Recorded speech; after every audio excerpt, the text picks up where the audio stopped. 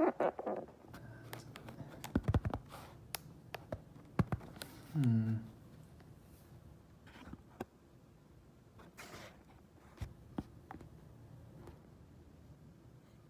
hello, hello.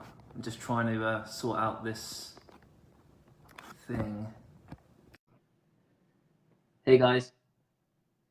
Trying to get the other Luke in. Hello, hello. Can you hear me all right? Yeah, I can hear you. Okay, cool. Hey, how's it going? Everyone good?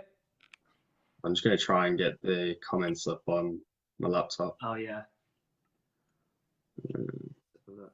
We're just trying to get the questions up on our laptops at the same time, so we're able to basically read them properly. So if you just bear with me, bear with us just for a couple of minutes while we get that sorted. Okay, yeah, I can see him. It's not even coming up on my page. Oh, here it is, right.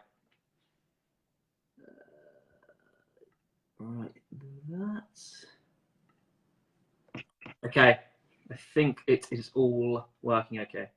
What we're just going to do is we're going to wait a couple of minutes just for people to come in, just so they don't miss anything. Just a couple of minutes to hold off, and then we get started with what we got planned. So yeah, just give us a couple of minutes. Of course. Cheers.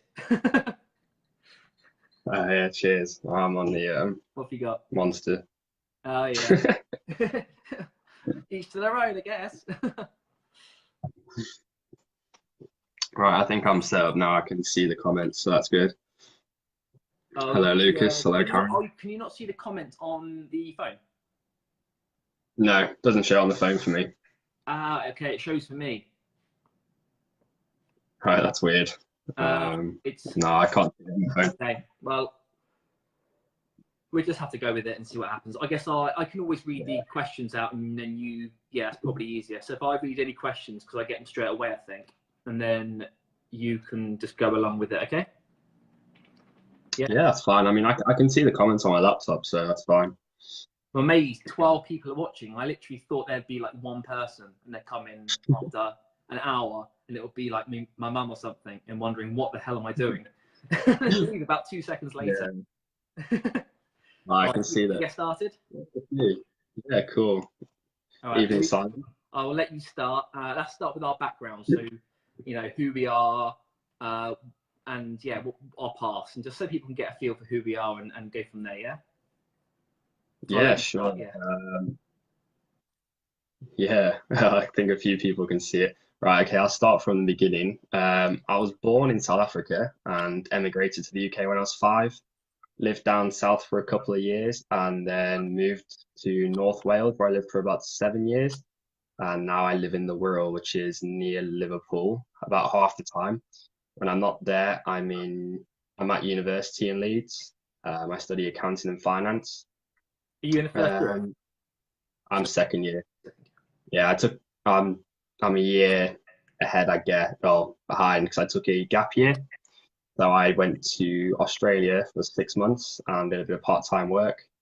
And in terms of Amazon and general e-commerce, I started on Amazon end of August last year, so only about 6 months, still pretty new to it. I've done almost 50K in sales so far, so I've scaled pretty quickly. In terms of e-commerce, I actually started in year 11. So for those who aren't from the UK, that's primary school. I ran a secondhand shop. And ever since then, really, I've been doing business sort of stuff. I think that's about it. I don't know if you've got anything else. Have I got anything to say for you? Yeah, I think, well, yeah, I just think, is there anything else I should cover? I think that's pretty much it. No, that's fine. Okay, so I'm sure I've probably gone on about all of my videos about me, but just quickly, in case anyone doesn't know. So went to school, got a degree, went to college and all that, got the degree just because everyone said get the degree, not because it really benefited me in terms of what I wanted to do, but I just did business because that's the most, I guess, easiest degree to go for when you don't know what you want to do. So I did that. I actually failed my first 2 years because I was going out drinking all the time, but because I was in halls up in London. And then I decided to move home. Well, I had to move home because I basically wasn't going to pass there. Lived at home and had to make a decision: do I go to uni and then commute, or do I not? And I did. And then I never failed one exam in 3 years. So I went from failing literally every exam for 2 years. So that's probably like 24 different exams, because I think I had 12 units, to passing 3 years in a row, which is, it's just basically, it shows. It's not, it just shows that it's not really good in terms, you shouldn't really be able to do that. And definitely because I sort of just like, right, I need to pass, that's pass. So past that, remembered about 3 hours worth of business, or what I've just learned over things.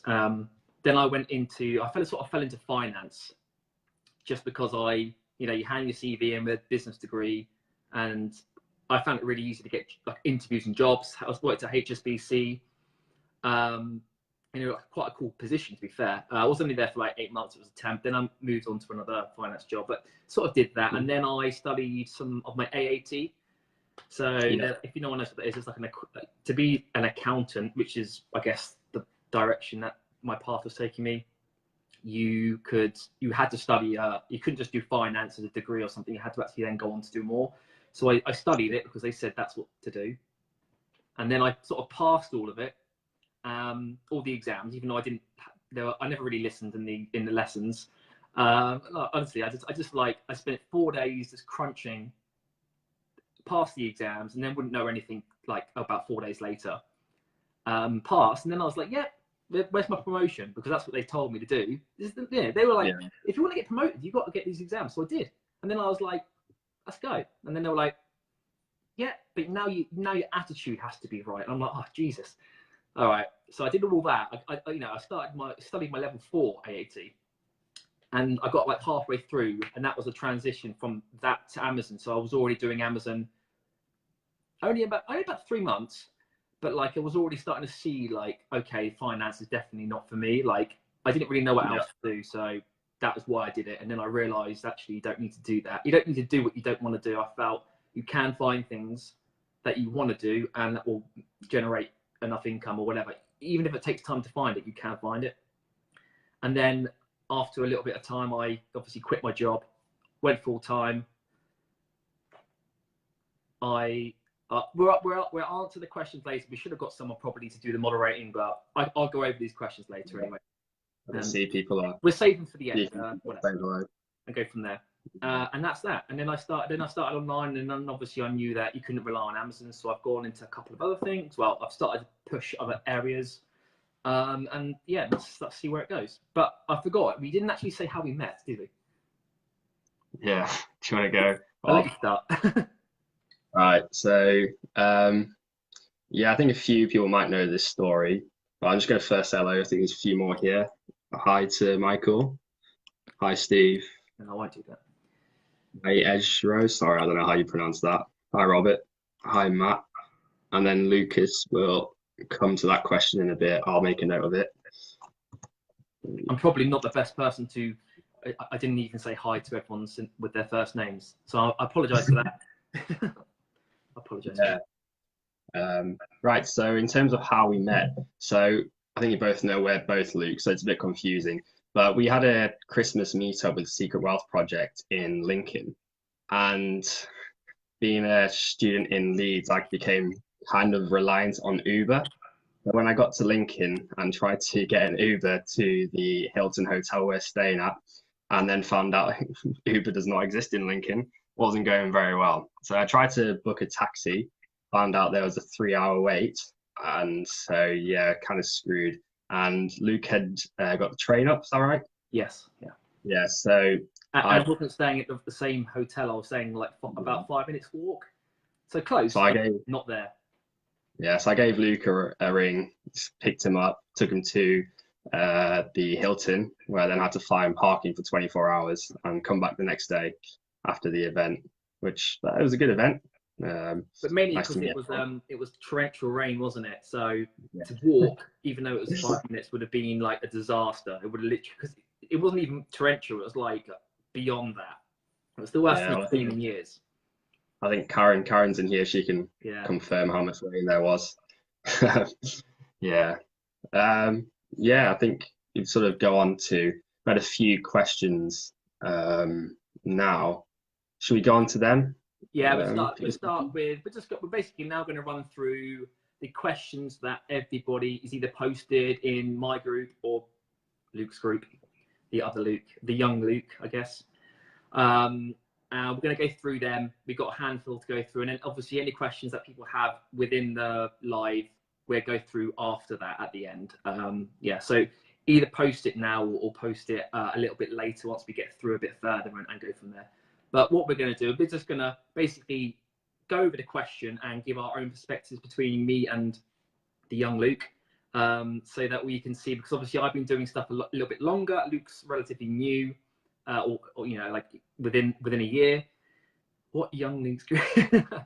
He says, "What's young Luke's group called?" I'll let you, and just so I don't get it wrong, I'll let you. Yeah, I'll stick a link. There will be links in the description with all the bits and bobs, and there'll be the replay as well. Look, I'll post in the group after, so you'll see the video again and all the bits, all the little description-y bit I always put. So we're going to basically just try to give a couple of perspectives so that it's not just always me, because normally with this group, I rant on about how I see things and not how everyone else sees things. So it is, and obviously I know that to me, I'm always right, but not for everyone else looking and watching what I do, which is what I know. So it's nice to get a little bit of a comparison in terms of various things. I think the thing I found with Amazon in general, sort of business, there's not always just one way to do things. So, like you look at sourcing, for example, there's loads of different ways you can do it, which we'll touch on. And I guess that's the great thing about this, because you, instead of just getting one viewpoint, you're getting a couple of different viewpoints. But yeah, I think we head on to Sean had a few questions, so we go on to them. I mean, the first one's not really relevant for me, but Sean asked, how long until you left your full-time job? I think you touched on that, but if you want to go into that a bit more. Yeah, so some of these questions obviously we're not both going to be able to answer completely because we're at different stages, but we'll try our best to give both sides and go from there. So the question was like, how long until you left your full-time? Yeah, how long until you left your full-time job? So for me, I started in December 2000 and, hang on a second, 16, December 2016. So that was my first month, the whole month. And it was almost like a test month to see if it would work. So is that when you started Amazon, or was that when you started your job? No, that's when I started Amazon. So I was working full time, and that's the first month I did any proper set. Like I was preparing before. I basically watched like a month of like 4 or 5 hours a night of how to do everything. So by the time I actually came to do it, I already knew how to do it. But then that was my test month to see what it was. Because until you actually make a sale, you don't, and everything, no one really believes that. Even though it's a thing, like, you know, the market store down the road does exactly the same. The co-op obviously buys from a wholesaler and they price it up and make the difference. So everyone does it, but I don't think people really believe they can do it themselves. So I did a test month, and then I quit my job in probably a bit early, literally in end of March. So like, how many months is that? A handful of months anyway, because like 4 months. Yeah, I literally got to the point where I didn't pay myself straight away. I paid myself after 3 more months. So I had enough to pay myself for three extra months, which is, I guess, if I didn't have that, I wouldn't have quit so early because I hadn't got traction, I guess. Yeah. That's safe. But it was a bit early. It's only because my mindset was, you know, you have to go and get a job, a career. That's my dad to say, get a career, get a degree. And I realized it's actually not true. Like it probably was for his generation, but like these days you don't really need it. And I felt like I wasted time. And I felt like it was all, I don't know. I just felt like if I can I literally was I was 28, making 18 grand a year, I think it was, which is, and I used to think to myself, I'm 28 or 27, whatever it was, nearly 28. I'm making 18 grand. I've got a degree. I'm studying my level 4. Like, you know, you can't go above level 4. And I was like, what on earth? And as soon as I started making these, you know, they started seeing the light, I guess I always call it. I realized the sooner I do it, the sooner I can just focus on that and not be, I was very conflicted at that point. My attitude got really bad at work because I realized I spent 10 years to get to that point, And in 4 months, I could generate the same income doing something else. And I spent 10 years trying to get to that point. So I was really everywhere. And I got to the point where I was just like, I literally I shouldn't do this, of course. It's not advice. I emailed my financial director on a Monday morning and said, yeah, I'm not coming in anymore. See ya. No notice at all. Just like, no. And because I just couldn't, I knew I wasn't, it was just going to get worse. Something was going to happen or whatever. I just wouldn't work, you know. And that's how long. But really, yes, realistically, I don't think it's about how soon you can quit, because you want to look long term. If you're in 50 years still working online or doing whatever you're doing, and you said to someone, oh, I took an extra 6 months, like 6 months would be like what, like 5% or 2, you know, the amount would be so small in comparison to the other person, but it can make such a huge difference. So if you are able to work and just recoup, I don't know. They use, I don't know what. Yeah, sometimes. No, sorry, I was just looking at the questions people are asking. That's all. I have to look onto my computer. Doesn't show up on my phone for me. And I would say, for the sake of anything within 6 months to a year, is nothing. Even though you know that you want to go now, I wouldn't worry. Like, I wouldn't think about it like that. I wouldn't spend too much time thinking about it. I would actually probably say stay longer than stay shorter in terms of when you should quit. Because I know Sean said he wants to quit his job as soon as possible, and he was conflicting about when he should. So I always think, you know, if you can put in all your profits for 3 extra months, by Q4, that could be 5 to 10 grand extra profit. That could be 10 grand extra profit for the sake of a couple of months.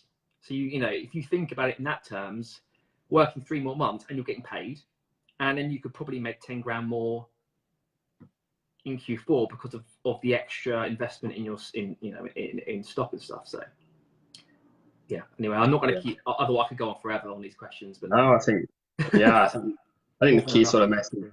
The key message I sort of took away is just to not rush into it. I know sort of for me it was a bit different because I don't have a full-time job, obviously, but I think the sort of thing for me was to make sure I knew what I was doing research-wise before I jumped straight into it.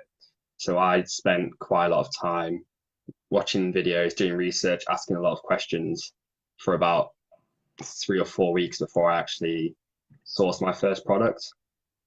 But I think for people, a lot of people sort of want to go full time without actually getting started. I think if you get started alongside your full-time job, even if it's just a few hours here and there, that's going to benefit you in terms of the experience, the being comfortable doing it, knowing that you can do it and knowing that it's for you.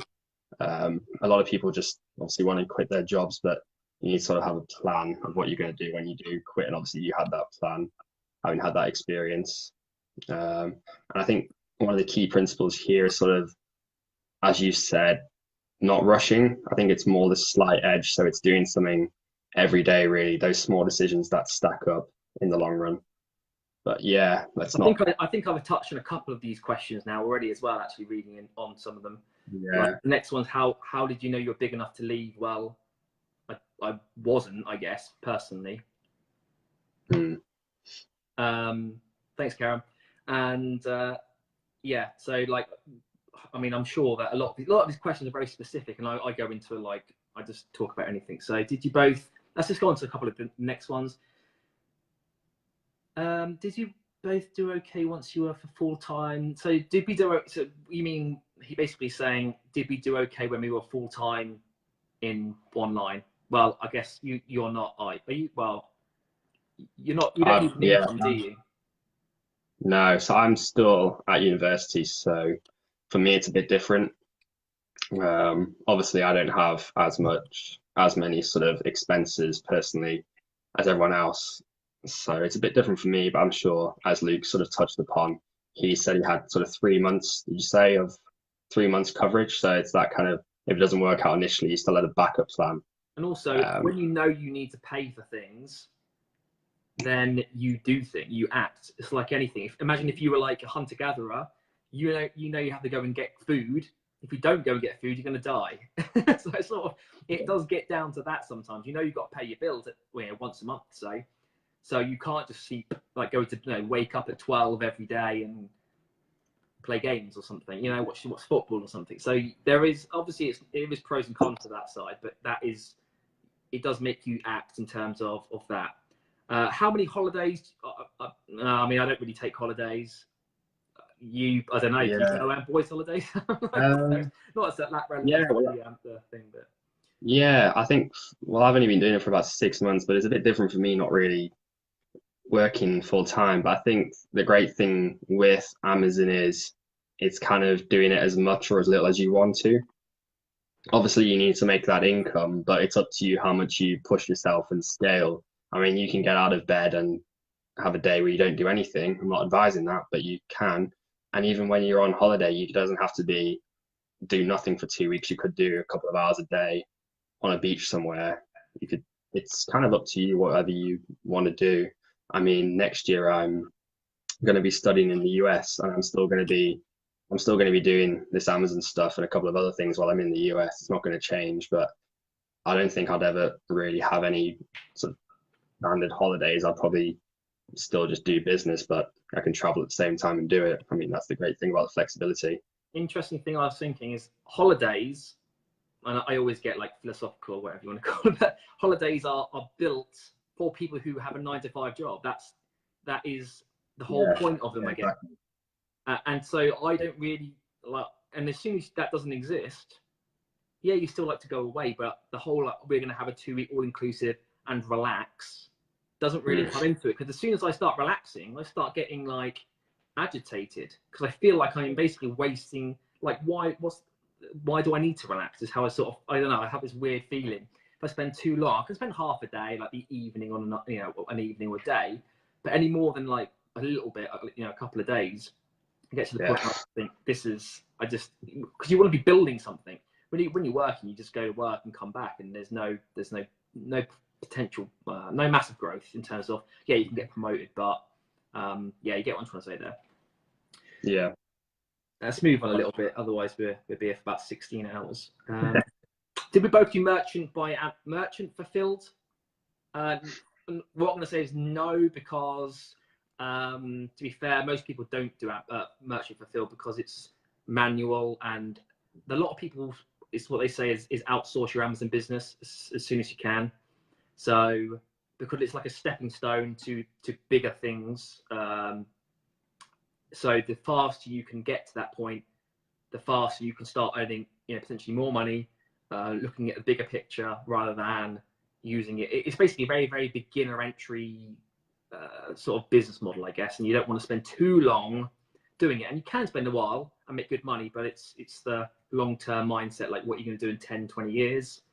You don't know what's going to happen with it. So you need to start getting the move on and sort of pushing that way, I feel.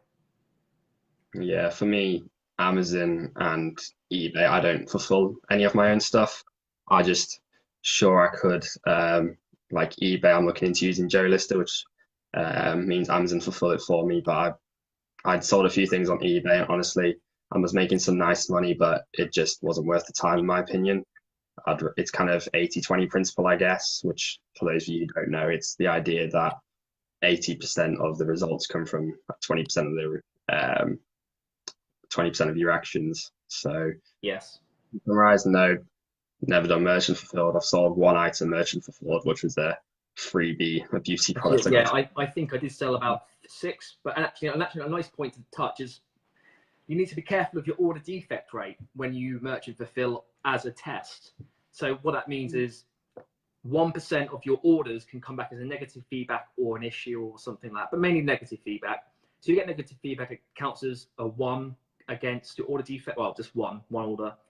So it's if you've not done 100 orders, let's say a merchant fulfills, if you've done 50 orders and then you decide to stop and one of them comes back as a negative feedback, that will be 2% order defect rate in merchant, even though you're not actually doing it anymore. So your account now will be at risk.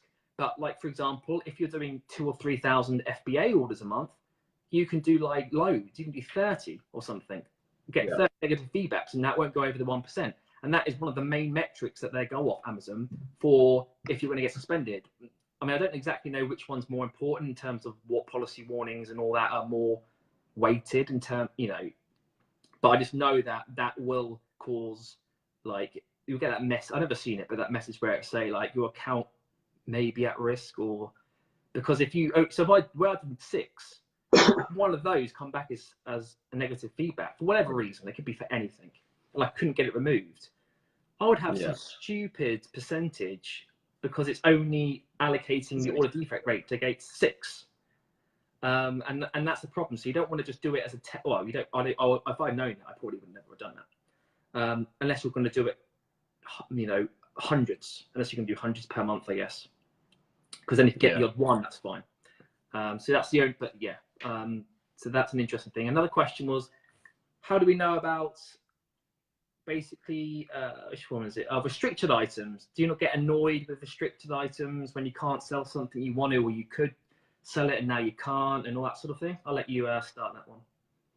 Yeah, I think this is quite a broad question. I guess it sort of splits up into eligibility, hazmat, and those are the 2 main things. So some items are hazmat, which means you can't sell them FBA, as far as I'm aware. I think in the US they are having some testing things in that sense, but basically I use a tool that Karen provides, Software BuyBot Pro, which very quickly tells you if something's hazmat or not.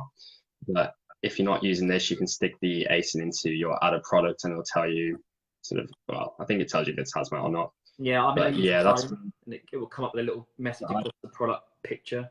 But yeah.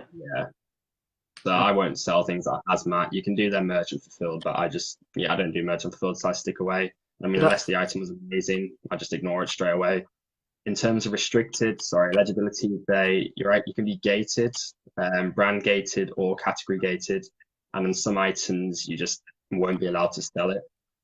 So certain categories like toys and games, for example, is a very popular one where initially you're gated in some items in toys and games, and you can go get ungated. I'm not going to go into too much detail now because you can go and do your own research there.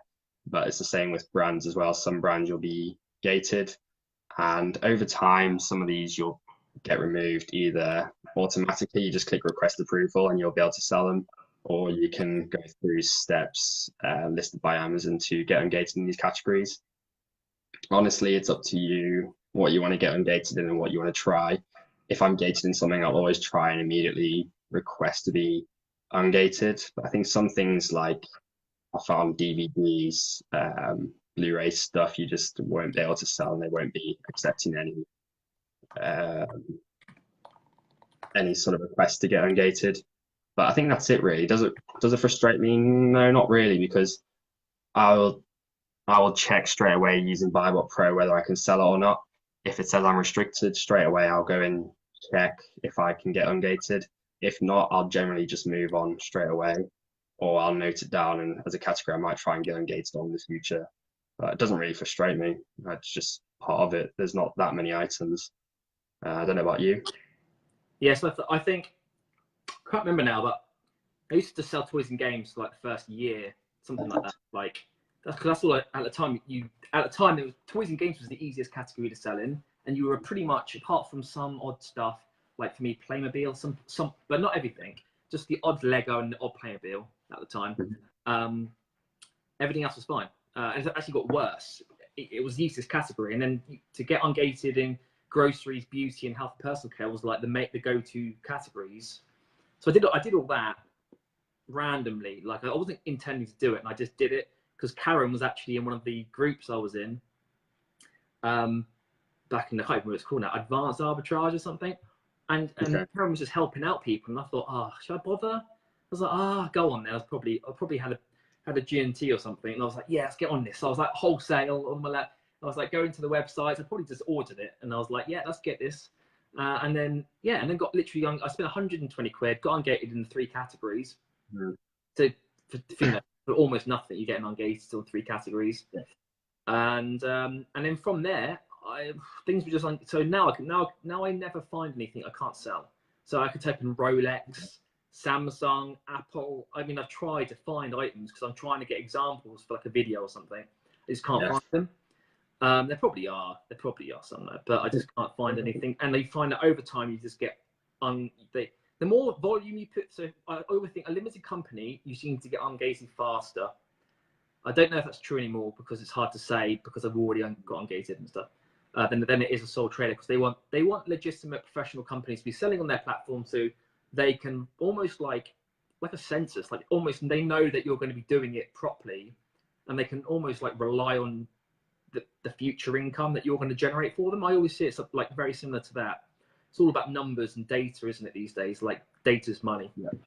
So I find that they're more they're basically going to give you more lenience in terms of that, or everything's faster and easier. It just seems, maybe it's not, but it just seemed for me in the past. Yeah, I think. Go on, sorry. Yeah, I think, I don't know, I'll just quickly add what I remember in terms of getting ungated, it can be beneficial as well. If you think about if most people are gated and you put the effort in to get ungated, there's obviously going to be less competition on those listings.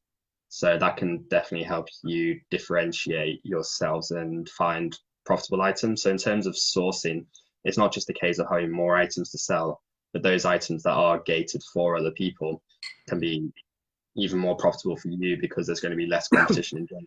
I think that's just something that I'd say just keep going, try and make an active try to get ungated. And also, a lot of the time, you just click that button and it auto approves you. Yeah. Not for like you've just signed up, but yeah, you know, later on, even if it's just individual ASINs rather than a category. And I literally think one time there was someone was saying they're accepting you for everything. Loads of us in the group literally just went and were typing in. There's a website you can find that shows you all the subcategories and categories, and you just type in those words and see if you can get auto approved. And that's actually just spend a couple of hours doing that on one day is worth a try. And you never know what you're going to eventually get ungated, because then that will lead to more. That will potentially lead to getting ungated in more areas relating to that category faster. I'm just sort of saying, but yeah. Let's move on anyway. Let's see what we've got. I may not touch on all of these questions because if you've done much retail arbitrage, I don't want to go into questions, but I'm just going to sort of waffle and answer. I have done it, so I can touch on it. I mean, it was just like about loyalty cards in shops, really. Yes, I mean, obviously, if you can get hold of one, you're going to use it. I guess a good examples, Boots. A lot of the time, they'll do promotions where it's like, I think they had recently one where spend £50 and you get £10 in points. They're just things like that. If you can get a loyalty card, use it. I mean, Tesco Club Card's a good one. Tesco put a lot of money through, and it's basically free money. It's the same as sort of cashback and that sort of stuff. It's things you don't really spend any extra time or money on, but you're getting free points. So it's kind of a case of, well, why wouldn't you do it, sort of thing. I mean, I would say just get. I mean, most people have Tesco's card. Sainsbury's, they have the basics, I guess. The only other one I love is Superdrug. So that'll be just probably similar to Boots, like. And I normally just spend those points on myself. So I'll just buy like my deodorants and all, like, like the bits that cost money when they add up. But I'll just do that, and I normally just pay.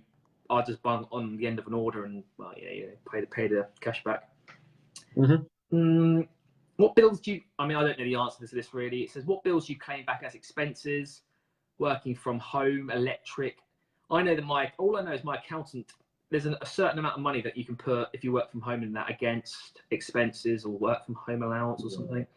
I think on this one, it's best to speak to an accountant. I just say keep a record of everything.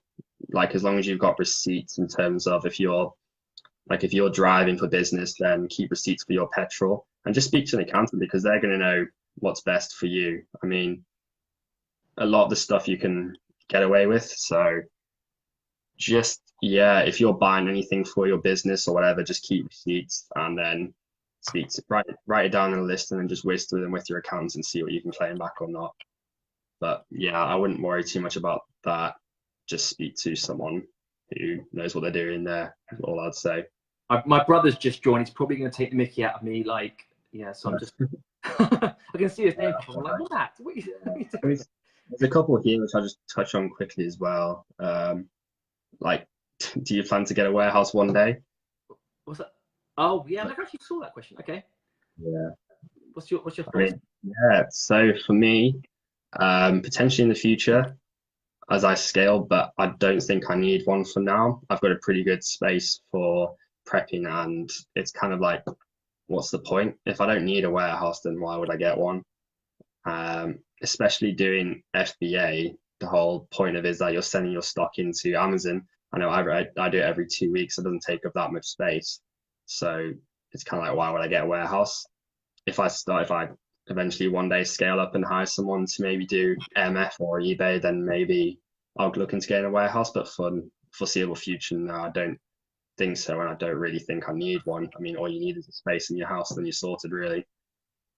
So for me, yeah, I don't know. oh, sorry, you finished?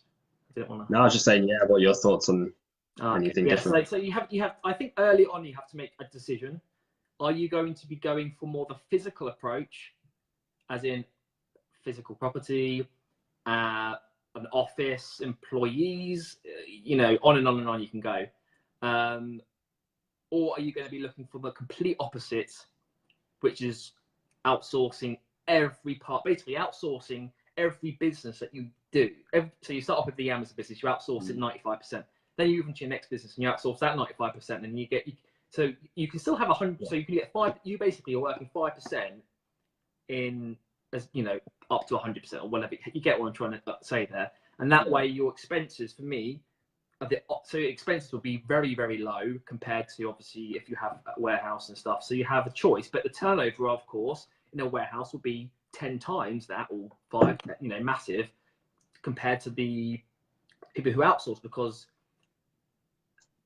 obviously a lot of it goes on expenses, which is rent for a building or rates, stuff like rent and rates. For me, is very, it just feels like not old fashioned, but people who pay rent and rates, it's such an I used to work in finance, so I used to see all the bills for the buildings all the time, the council tax, the rates, the rent, and it was like someone can just do probably this very, it was like you could ring up and get, basically it was do the phone contracts.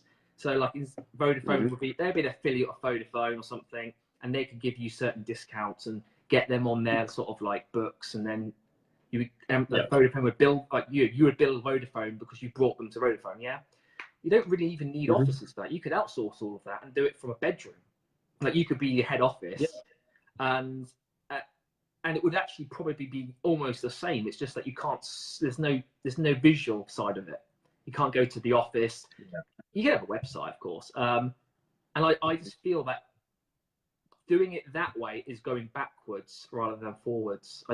In terms of the future was only going to get more digital, more you know, global, in terms of you can go anywhere and do anything. That going that way is, it feels, because obviously with laws and legislations, they normally take 20 years to catch up to where society is at the moment. So it's not like, you know, these things are sort of introduced right away. And so for me, that I did actually look at it, and I did, you know, it's not like I didn't look at these things, but once I really drilled into it, for me, I just thought that going into the future, it's only long term is only going to be beneficial to have it all virtual as much as I can, rather than the other side. But yeah, that's sort of how I saw it. Obviously, everyone's different. I know people, you know, do you know Kevin Blackburn? Yep. Yeah, so he's looking to buy. I saw a message about he's looking, because he's renting, but he's looking to get a larger property for his warehouse, and in the future looking to buy as well. So you know, there are people who are doing really well and they're doing the opposite approach, and there's no right way. Obviously, you can find a way to make most things work if you know how to. You get what I mean? There's always someone doing something which you think how they do it, but they are. So there's always. Well, I think it's just a case of sort of warehouse. It's, if you're doing FBA, you've got to ask yourself, do you really need one? Like, it's kind of, for me, no. So I don't need a warehouse, and I don't plan on getting one for the foreseeable future because I don't need one.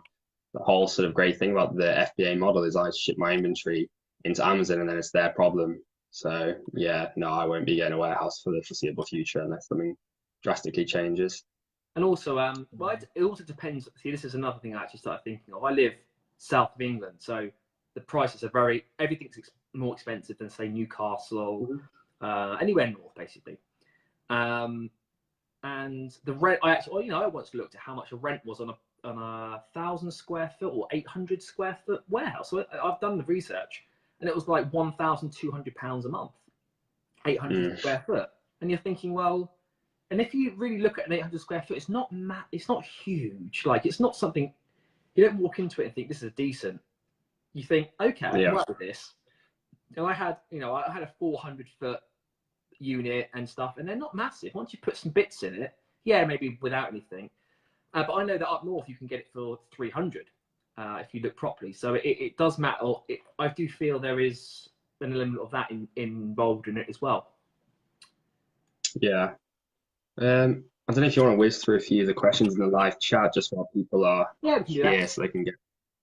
Yeah, so I think it goes to the top. You can start reading some of them out, and we can both crack on with them anyway. So yes. So Lucas said, "How did you manage to buy so much stock?" So I guess this is for you. The BB8. How did you manage to buy so much stock of BB8 last Q4? I only managed to get about 2 units a month, so I'm guessing that's for you. Well, I knew that I sold like 1 million of them the last year before. So basically, it was just like a little BB8 thing. Put batteries in it, and it does that thing.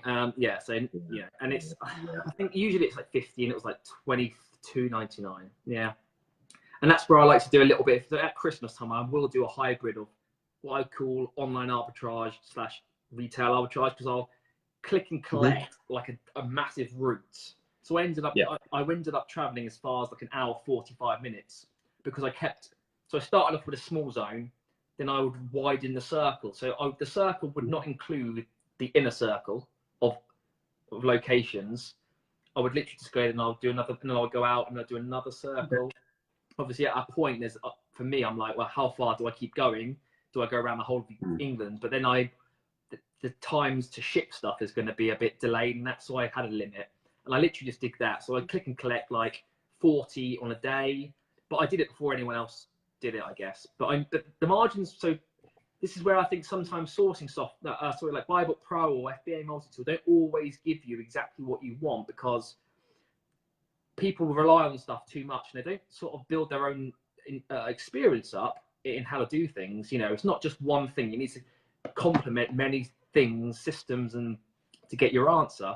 And I found that a lot of people might just go off something, but no, move on. But for me, I'm like, right, well, it's Christmas. I'm going to make £6 profit. Yeah, it is £22.99, but if I've got 10 grand, because you always try to get more capital when it's Christmas time, so you might. And obviously, early enough, you have more earlier before, October-ish. And obviously, when it starts churning in and out over Christmas, it feels like you have so much more cash, even though you don't, because it's just getting in and out faster. So you're able to get more in your bank per day, for example. So then I can spend £1.5 grand on BB8s. Yeah, I might only make 25 to 28% return. At about £6, 6 to 8. Well, it fluctuated, because actually most of the sales were in Germany, which a lot of people don't. That is actually something I feel people don't do. They focus mainly on the UK, and they don't really even check.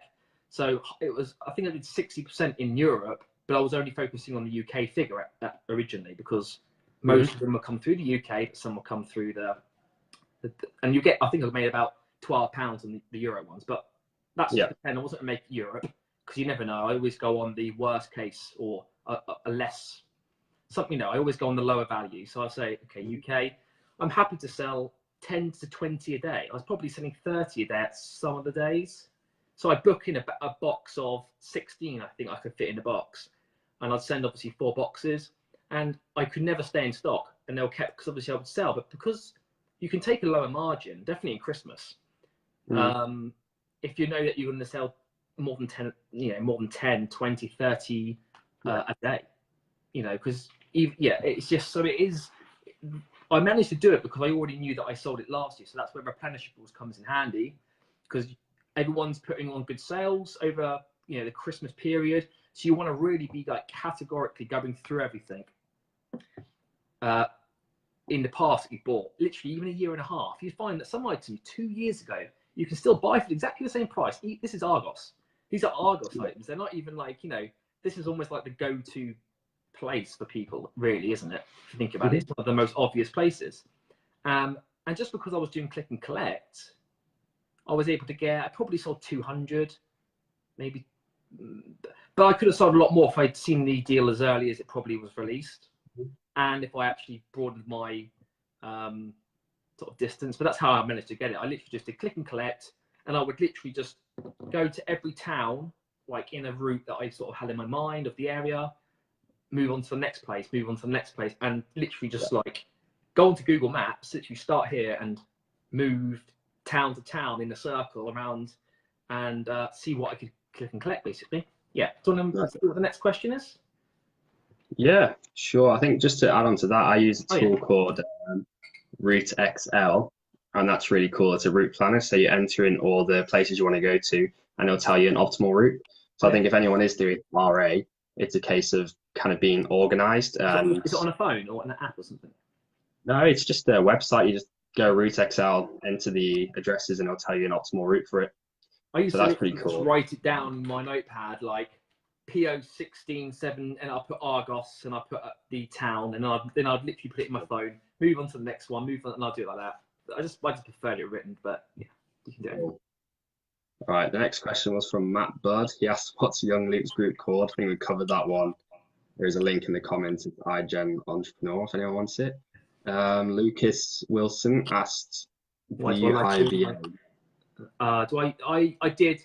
VAs, I'm trying to best figure out, is this to both of us, I guess, but for me, I did have one, and they used to just work 1 day a week, and I get them to do, I want to know what I need to replenish as quick as I can so that I'm not out of stock. And even now I'm still out of stock on software. I think, damn, I shouldn't be out of stock on it. So you're losing the sales.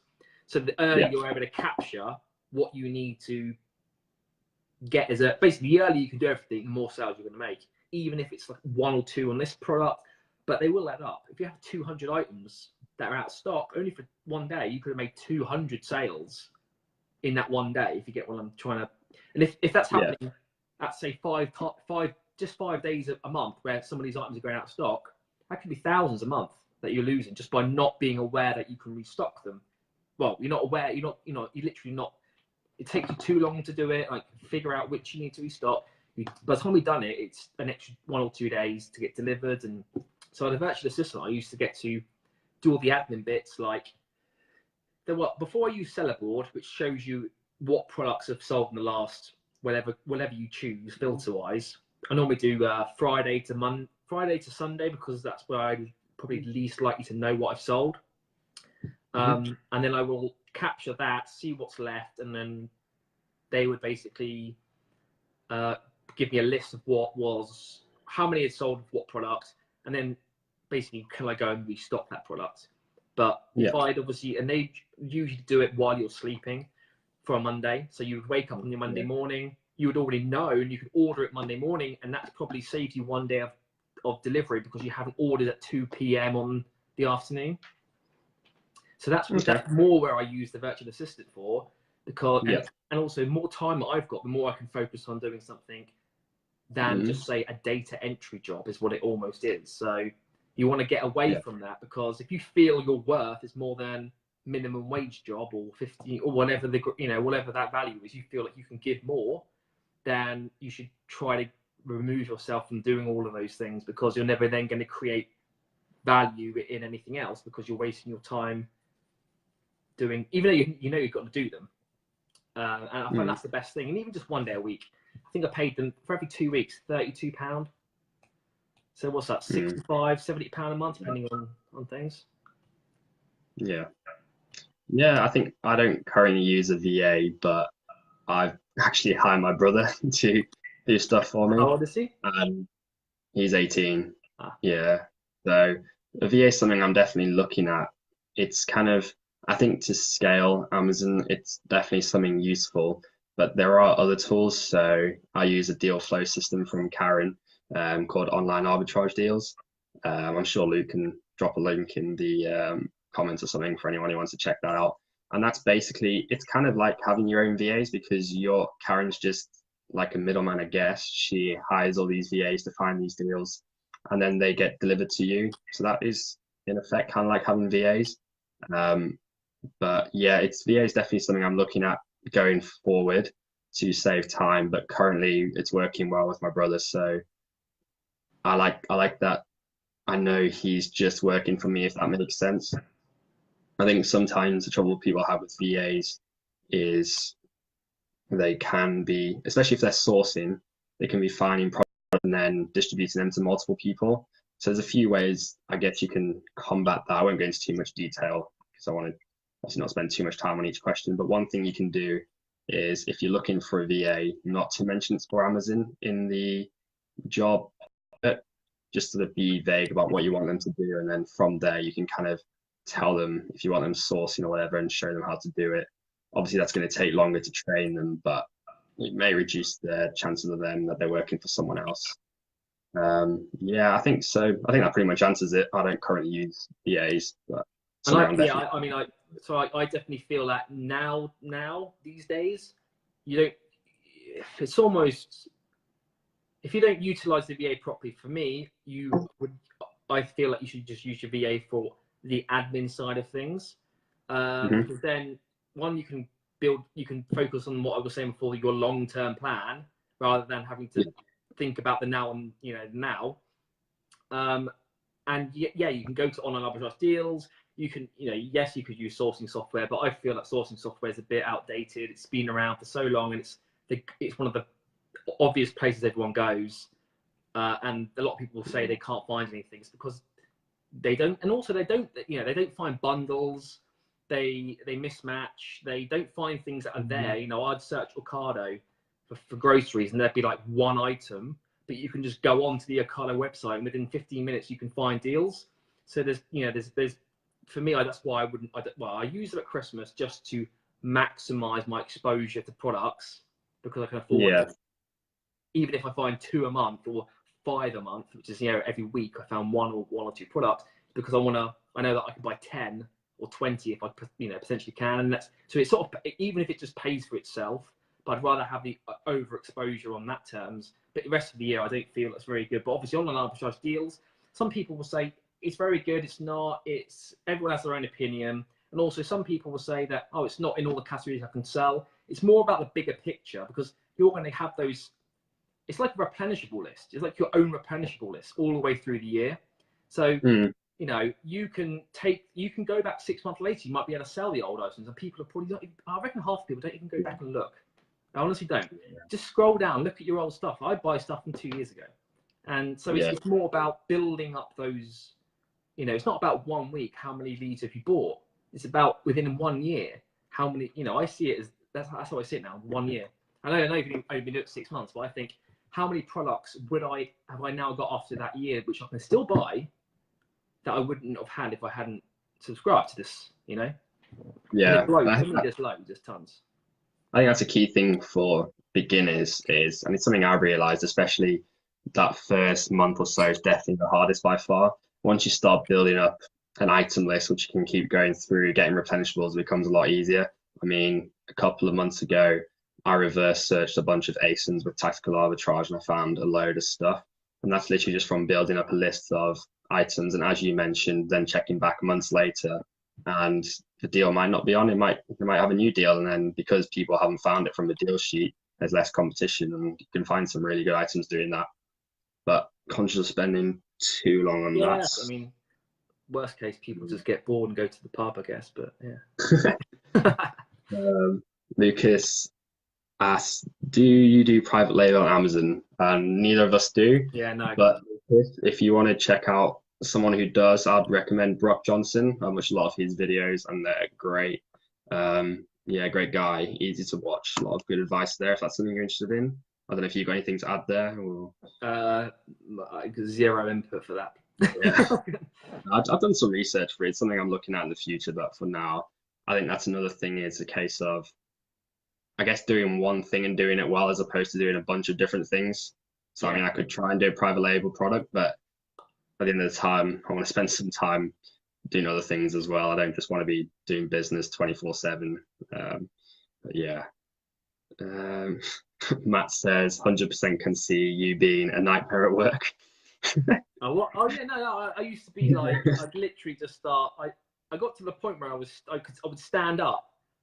This is what I do. Like, oh yeah, so I was on the floor where the CEO, the finance director, basically the offices were like where this glass is here. That's the distance. It was all glass. It was all fancy. Yeah. And I'd stand up and I'd be like, I've made it, everybody. I've made it. And they'd be like, what are you on about? I'm like, yeah, I've got my degree. I'm working, a nice company. I've got this. I was like, yes, I've made it. Like because I just go off like, why? This is where I was getting delusional about the whole world, and like everyone would just say, shut the hell up, just shut up, Luke, and get sit down. And I would just go and do my own thing, and I wouldn't listen to my manager. I'd be like, no, I'm not doing that. I'm doing my own thing because I know, like for me, I just feel like I know better, and I was like awful. I'd be like, no, I'm not doing that. Like, so I had a woman called Catherine. She was my manager. She's like, Luke, do this. I was like, no, I'm doing it my way. I was like, I'd either. This is what I say to her. If it's done well and it's look great, I'll take the praise. If not, you can give me a disciplinary. That's what I would say. That's literally the extent of my attitude that got at work. It was awful. Anyway. All right. Yeah. We worked up on those issues. Doesn't sound like you're denying it. Lucas asked, how do you manage ups and downs of income, like the low sales during Q1? Do you have lots of savings to cover that? It's a good question, actually. I like that one.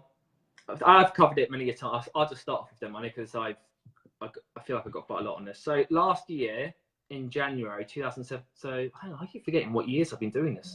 I'll let you answer. I'm going to nip to the toilet and grab some more water, and then I'll put chicken into my point. Yeah, right, I'll be back in a sec.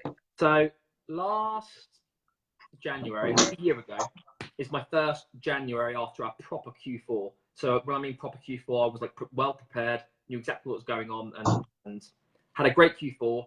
January came and I lost money because I had to pay myself money, pay my expenses out, and it was a shock. It was like I don't know what I did in December. I said I did 35 grand in that December in sales or something. I don't know what it was now. In the January last year, I did £3,000, and like my actions were no different. It was toys, just toys. So that's where last year was completely different. My transitions and stuff, and February is probably the same. I don't know. I can't remember now, but it was very similar. So the first 2 months, I basically lost money, and then I actually end up eating into a lot of the profits from Q4. So that's why I always say you need to plan for Q1 in Q4 while you're not planning for Q1, because a lot of people will just get caught up in this Q4 thing, and actually you don't want to end up having all this money and then basically just paying it out again. And if you're not obviously getting a salary, then it's a little bit different, but it does happen. So this year, my expenses for services is like £50. I think I've literally only got I've got Buy.Pro, I've got BQL for a pricing because that's like an essential, and I've got Sellerboard, which is that, and that's like £18. I literally have like £50 of expenses or something, and I get income from like a bit of affiliate, which is like pennies. I get a little bit of something else, and I get obviously you get the cash back from complete savings.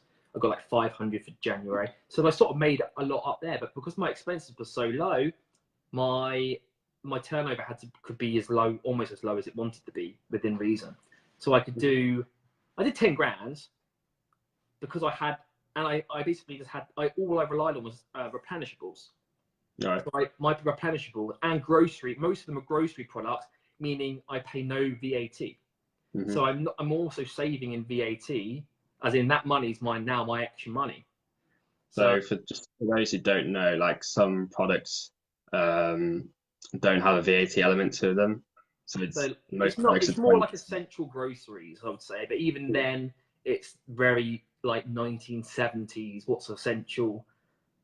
It's not even like what the modern day essentials are, because essentials that you would think now don't sometimes fall under that bracket. So you have to research it in that. But I found that by doing that, the pressure was off in January. And actually, normally with the pressure's off, I feel it's a choice. Sometimes you do better, sometimes you do worse. Sometimes you relax. But if you know that if you're still got the right balance, because I can look at last year and think, oh my God, I cannot have the same again as last year, because everything would be wiped from Q4. Mm-hmm. Therefore, the pressure is off, but you know now what to do. And so I have like no expenses and basically from almost day one, I'm making profit. That's actually now my money from my pocket. Not I've got to work. I've got to do a week's worth of sales to pay for all the expenses, and then I've got to make money. But you know, you get what I'm trying to say. So it is very much experience though. So I'm sure that next Q4 and then next January I'll be even better and then better, and it just keep going. Because you know, I didn't sell groceries or anything last year, so I probably couldn't have done it. I don't think I was even ungated in groceries. So in that sense, it is much keep going, persisting, and learning as you go. Don't sort of be a bit blasé about it. Be like, oh, it just must be how it is. Yeah. Really sort of look into stuff and build, I guess. I mean, last year, yeah, Q1's always tough. I guess from March it starts. So even this month, I'd say still. I just remember when I used to work, what was my mindset in terms of buying things on, say, 18 grand salary, which I'd say is not average. I think like 25 or 30 grand is average, but for the average buyer on Amazon, I guess maybe is between like 18 and 26, that sort of thing, 30. Obviously, if people I didn't have a family, of course, so if they have families, their mindset's probably similar to mine. I wouldn't have really any money until at least March. And that's sort of why I got off. It might be wrong, but that's how I sort of felt. So January and February, definitely last year were for me tough. So for March is how I'm going to see as the year properly pushing. But for January and February, I would always think, in my mind, I wanted to break even, and that means paying myself $2 grand first. So that's basically what, between $1.5 grand and $2 grand. But I looked at what I spent, what my income was in the last couple of months of the year, and it's about 2,000. So I had to go. I've sort of used that number for January and February, and that's cash. So obviously whatever, because obviously I do a self-assessment and all that, so I don't know what that would be as a salary equivalent if anyone wanted, but whatever that is. And then so that's the value I'd give myself. Obviously my expenses are low, so my sales, even though they were only 10 grand, which is relatively low low for a more experienced seller, it was fine because I had very limited outgoings, I guess you could say.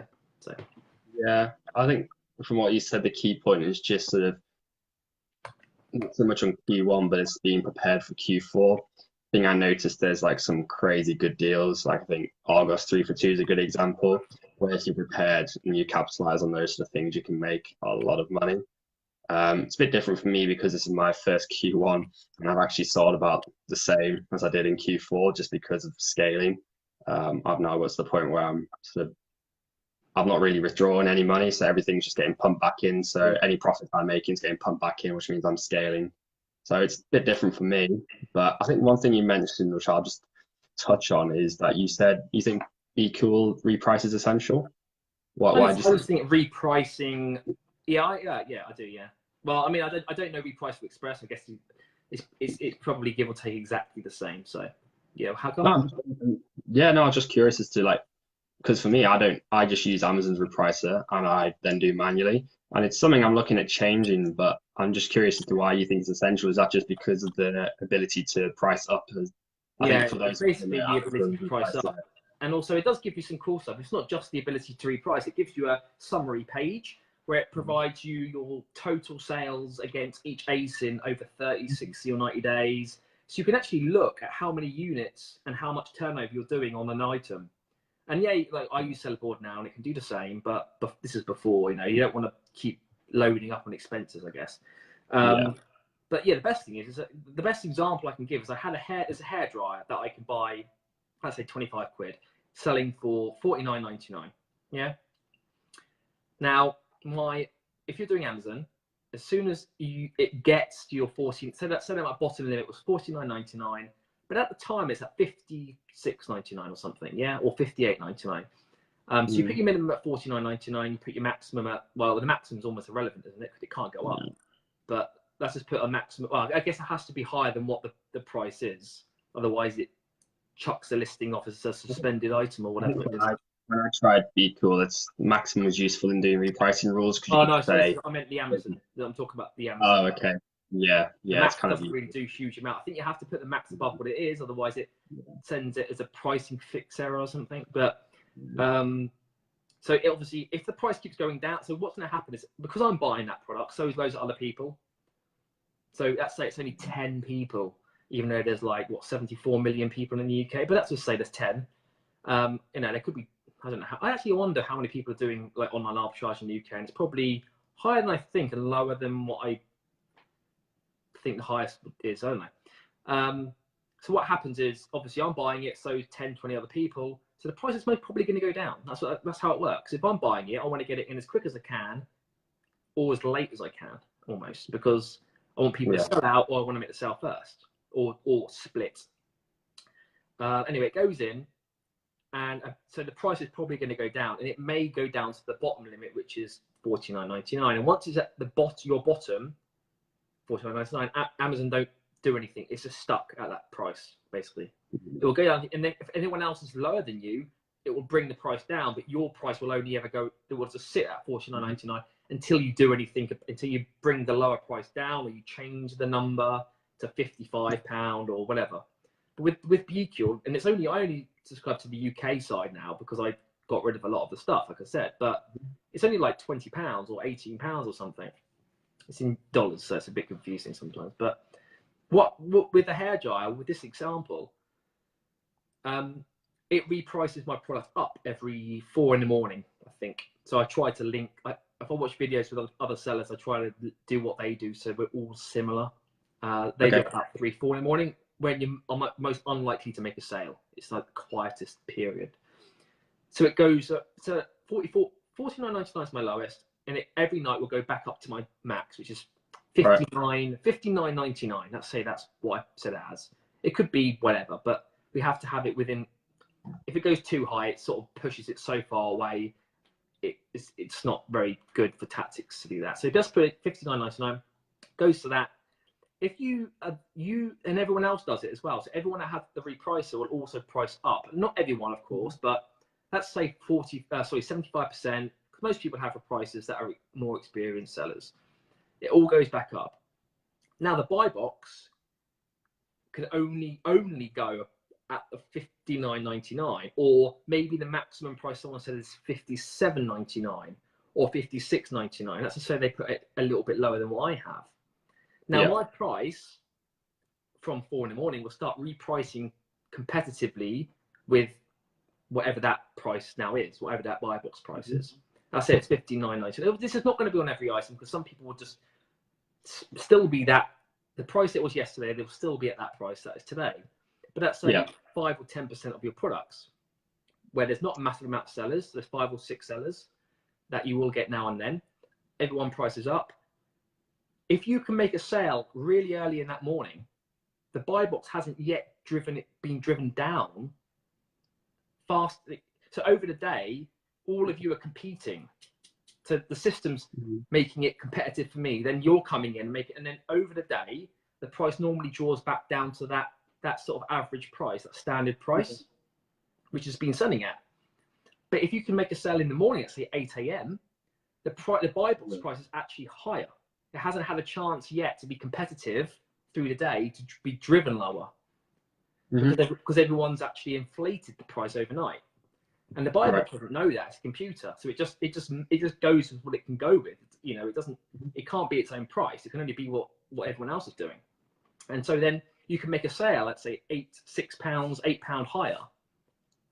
So you don't really have to do many of that type of sale over the month to pay for the repricer, and then maybe even make money on the repricer. Right. Okay, anyway, that's I interesting. know I spoke for ages there, but I just love going into detail and using my hand. No, it's good. I think for people who are on the fence, especially, it's a good thing. I think that's the great thing with Amazon, is that a lot of it's kind of, you can invest in as little or as much as you want. So, I mean, you could start out doing RA or just copy and paste method and pretty much invest no money. You just need, like, essentially, you just need Keeper on your phone, really. But you could even just do copy and paste and start out. And then there's obviously all these tools which help, but it adds up. But a lot of them, I mean, as you said, if it can save you £5 on 5 sales, then that's already paid for itself, kind of thing. So I think, yeah, definitely, it's something I'm looking into. But for now, no. But yeah, something I'm definitely looking into, a repricer. But yeah, cool. I think, unless there's anything else you want to add? No, I mean, I went on for a bit there, so I'll relax for a second. Luca says, hi guys, a bit late, but yeah, hi Luca. Um, William Forrest says, FBA for white label products, also selling on Shopify. Any experience? Not for me. Yeah, Not no experience. It's no.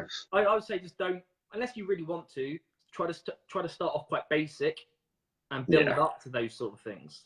So it's Yeah. everyone wants to do the next thing and the bigger thing, and that's normally where you don't get anywhere at all. So start start off at the bottom, and even though you think, oh, I'm better than the bottom, like it's not about then and now, it's about where you're going to get to later on, and each thing will complement it. Like retail arbitrage complements online arbitrage, and then that most probably complements private label, and so on and so on and so on. So unless you really have it set out, I'd say just start at the bottom, which is really sort of simple, and then build up over a year, a couple of years to that sort of thing, and you would learn as you go. So All right.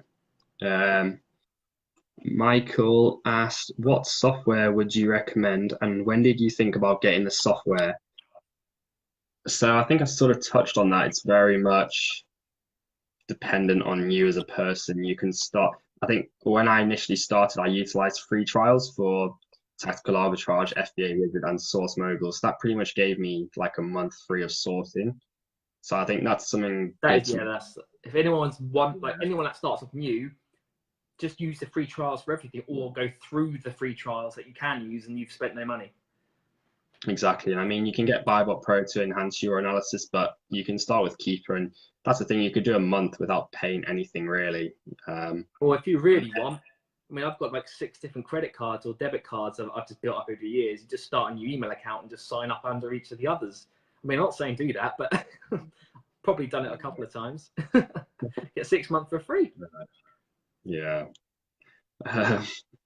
Helen said, I missed a bit. Do you still have your VA 1 day a week, Luke? I think Yeah, no, I don't know. Yeah, so no, I don't. Yeah. Only because I need to go and do all that. I was going to do a video on it, and I will get around to it, doing a video on how to actually put like it's like $55 on onlinejobs.ph to you have to pay for a month to post a job. But once you've done that, you get like 100 applicants, 300. Yeah, you get loads of applicants, and then you can just do it from there. And I was going to do a series on that, like how you would actually do it and what I put in the job bio. So I haven't got around to it yet because where it's January and February, I was just trying to get those months out the way in terms of pushing forward before I get spending lots more money on loads of other things that I can just hold off for just for a little bit longer. So yeah. Yeah, I think. Oh, was that? Yeah. Yeah, that answers the question. I think we've still got a few.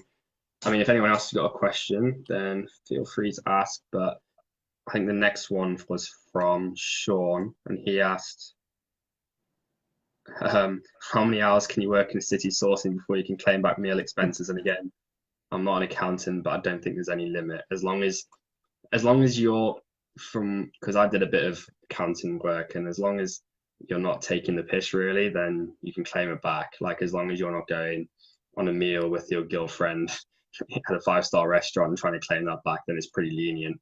But yeah, speak to your accountant there. I don't know. Do you have anything to add there? Yeah, I mean, like if you're doing something for business, then you can pay for it for business. It's very, it is what it is.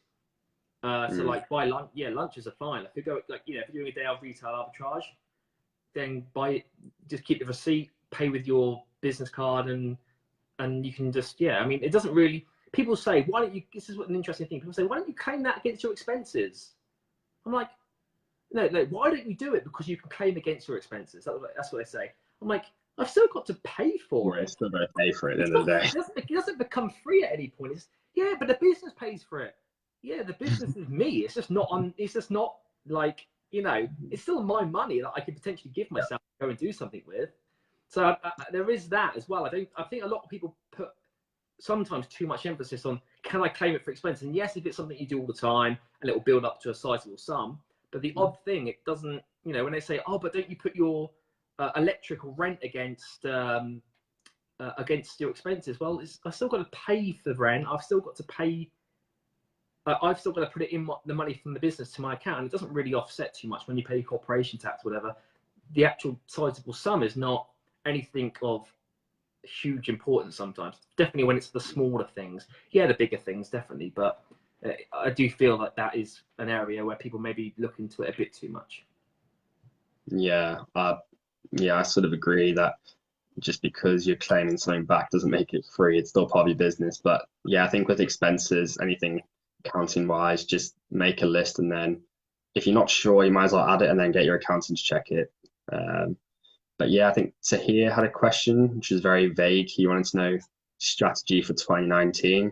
I think for me, well, it's kind of just keeping on scaling and then plans for the US. So it's not going to be for everyone else, but obviously because I'm going to be studying in the US from August, I've got to have a system in place for that. And I guess it's just being prepared for Q4, and then on top of Amazon, kind of trying to diversify a bit and find different income streams. And my end goal is not really 2019, but my goal is the time I finish uni, I'm earning enough money that I can just carry on doing what I'm doing and not have to get a grad job. But I guess that's very broad, but I guess you could go into 2 hours answering this question. So I don't know, what would you like to add? Me?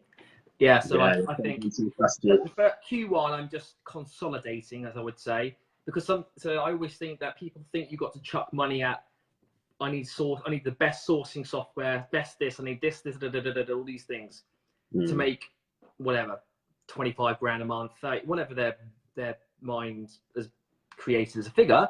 But actually, I sometimes think less is more in terms of, if you are doubling your expenses, is it doubling, or is the difference in the profit you're generating more than the extra expense that you're spending? You get what I'm trying to say? So people think chucking more in terms of, I'm going to get the best tier of this, the best software of this. It doesn't necessarily actually create more. Turnover can be whatever it is, but the profit overall let's say you're doing double everything, so you're paying for the best of everything, but actually it's only generating £100 a month extra revenue. But you might think, well, the extra work I'm having to do for all of that is a day, 2 days, because it's generating so much more, so it's more work for me to do. Yeah, it doesn't always, you're making a bit more money, but it doesn't actually always benefit. So I think for the year, it's like, if I can increase my expenses by 20%, but actually increase my turnover and profit by 50 to 100%, then that's what you want to be doing. But you don't want to be increasing your expenses double and making only, say, 10% or 5% extra, because overall it's not really improving things. So I think finding that balance, which is last year, I think I went gung-ho with expenses, the best of everything. And actually it doesn't, because you've got to pay, all your profits you're making are going against all that first. And then you're getting a slither at the end. And you're doing all this extra work because you've got to, And so I do feel like it's more like finding the balance. So I've done to this year, starting from almost nothing. I did 10 grand in January. I want to get to about, let's say, 12, 15 this month. Next month, 15 solid.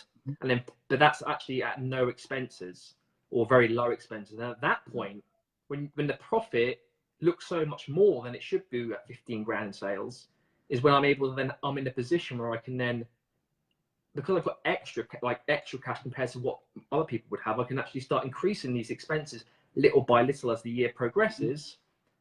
And I can then see the difference, rather than already have all this and be like, okay, so where am I at the end of the month? So, and then pushing towards Q4 to then not only sell, basically you want to sell in Q4 you want to have enough capital behind you in, say, September to know exactly how you're going to tackle it, rather than, because I basically did loads of toys in my first proper Q4, just toys. Then I did mainly a mix of it all in last year, but now I really want to do like 100% toys and then 100% in everything else, rather than, I know that's 200%, but I want to, instead of just doing all toys but nothing else, knowing that I could have potentially doubled my sales, or last year I did a mix but probably not enough toys because I was focusing everywhere. I want to be doing almost the same as what I was doing in my first year in toys, and then again what I was doing last year in the other categories, so that you're doing 100% in toys or 50% in toys, and then obviously the rest is going to be all the others, but it's so much more than what you would do normally through the year. But you need to get into a good position through the year to be able to do that. I know it sounds a bit, I mean, even listening to myself, I'm a bit confused of what I've just said, but I get what you mean. You sort of need to build up. You can't just get to that point and be like, right now, let's tackle it. You actually have to prepare the whole year to then be able to be in a position to tackle it properly. Because you can do so, with enough capital, you can do so much in Q4, but the limiting factor in Q4 is always capital. Yeah. So you need to prepare for the whole year to get to that point, even though a lot of people probably don't. So they probably just tick over a lot of the time, waiting for Q4. So that's how I'm going to be looking at 2019. So a bit of a, I think leading on from the point about capital, a bit of a controversial one for a lot of people is debt and sort of leveraging your business. So I think I just, yeah, sorry, I got a message then. What's your, what is your opinion towards sort of debt, I guess, credit cards, loans, that sort of thing, and leveraging your business? Because I know some people are very much against it. A couple of things. If you've got a limited, I'll talk to you. If you've got a limited company and you can get debt against that limited company, then at worst case you can liquidate the company. You get like a, what do you get as a director? You have to denote it. Is that what they call it? Denote, like, yeah, basically you have to say on if you become another director if you've ever been in the company that's been liquidated. But basically it covers that. So no company can grow without taking on debt usually, unless it's over a long period. So to become a big company, the pressure has to be off of one person really, because if you think about all these large companies, HSBC, you know, Barclays, wherever it stemmed from, a lot of the time it would have taken, well, a lot of people probably would never have got to this stage because of the pressure of knowing it's all going to fall back on one person. So that's where maybe that's not why it was created or whatever, but it seems that that's the reason. It's to take off that pressure, knowing that the long-term gain of having corporations offsets having the liability on a company rather than a person themselves.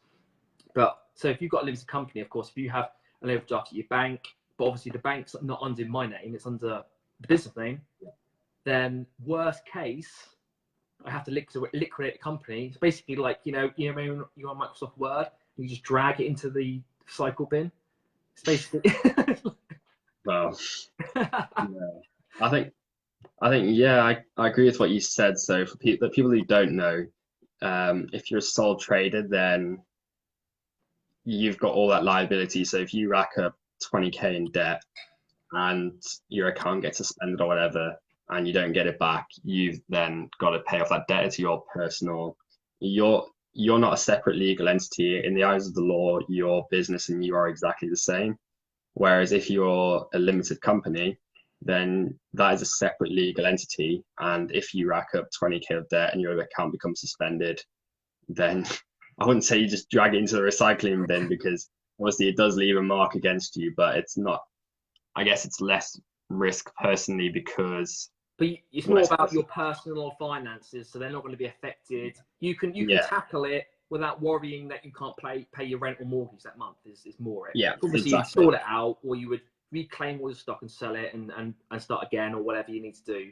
But yeah, I think debt, it's very much personal preference. I'm not going to go into all the pros and cons. Obviously there's a lot of pros in terms of growth in capital, but at the end of the day, it's whatever risk you're willing to take. I mean, especially as touched on, if you're a sole trader, it all comes down to you. But yeah, really it is personal preference. The pros and cons are pretty obvious, but there are people who have, it's whether you want that added stress. It's obviously, it's not impossible to grow a business without debt, definitely not, but it just takes a lot more time. And personally, I'm all for debt as long as I've got like a contingency plan. I think that's sort of the idea, is to have a plan if it goes wrong. Maybe having someone, a source of finance in case it goes wrong. I know someone who got suspended for a couple of months and they had like a 3-month backup plan which worked for them. So whatever you do, just have a plan in mind, and it's personal preference. Don't think you have to accrue any debt. Don't think debt evil. yeah, personal preference. But Really. you know, if you don't want to take on debt as much as quickly, then or you don't want to take it on at all, then just work an extra 6 months or a year. Yeah. And that's nothing, really, is it? Like, think of how long you've been working up to this point. What's another 6 months or a year, and then you'll be in the same position as the people that want to get done, like, started faster. That's pretty much it. Yeah. Apart from, you know, the only time I do think it's more prevalent or important is for Q4. So you have to weigh up, is 3 months worth of I may get suspended, or even less than 3 months, because probably you start buying end of September, beginning of October with the money, but really you're not buying any more stock after the 15th or the 18th of December to send in anymore. So obviously that's when anything you've got left, you won't spend. So you're having to say 2.5 months of, is it worth taking on whatever X amount of capital, which you may be scared about, but is the 2.5 months short enough that it shouldn't? Because obviously the longer term you have a debt, the more likely something is to go wrong. The shorter term, the less likely. So you have to sort of, I do feel that that's where a lot of like entrepreneurs come from. It's like you can be an entrepreneur and very successful, but to be at that next level, at really, really high, they're usually there because they have done things before, which is catapulted them to that position faster. You get what I'm trying to say? Yeah. I think the thing is, anyway, but yeah. I think if anyone's going to sort of acquire debt, the main thing is to just manage your cash flow digitally. Like, especially if you, for example, PayPal credit's great for me. If you spend over 150 quid on a purchase, you don't have to pay that for 4 months, and there's no interest on that. But it's when you then go over that 4 months that it really hits you hard. So I think as long as you're managing debt with credit cards, PayPal, that sort of thing, then it's fine. But at the end of the day, it's whatever your risk tolerance is and how you're going to mitigate that risk. And it's personal preference at the end of the day. There's obviously massive perks, especially for Q4, but don't be pressured at the same time into taking on debt if you don't want to. Just takes a bit longer to grow your business, but you won't have that stress. And then I think the other key point to remember is that if you're a limited company, as Luke's mentioned, you are a separate legal entity. So worst case scenario, you're not going to sort of lose your house or anything like that. Whereas if you're a sole trader, you've got to be a bit more careful, because worst case scenario, that debt is going to stay with you. You can't really just write it off and liquidate your company. Unless you go bankrupt or whatever, but yeah. If you're, yeah, but I mean, that's like far worse than sort of liquidating a limited company, for example. The other what I was going to say, oh yeah, so I was to touch on this. So I have a Capital on Tap credit card. Now, what I do is, it's only £3,000, £2,800 or something. So it's not like a huge sum, but I get cash back on it, and I only get, you know, I might only make, I think you can only turn through 3 times the amount. So I could only turn through, what is it, 2, 8, like 9, like just under 8.5, whatever it is, 8-9 grand, to get the cash back. And I probably can make £65, £70, which is for the amount not huge, but because you're using now that credit card, and you're getting, obviously, as long as you pay it off in full, so that's basically what you've got to do. But you're keeping the cash in your business account because you've now got that cash there. And yes, you can use both if you really wanted to, but to be safe, now you have, say, £1,000, well, you just keep the £1,000 in your business account. So you're getting that cash back every month, and you're able to get the cash back because you keep the money in your business account to pay it off.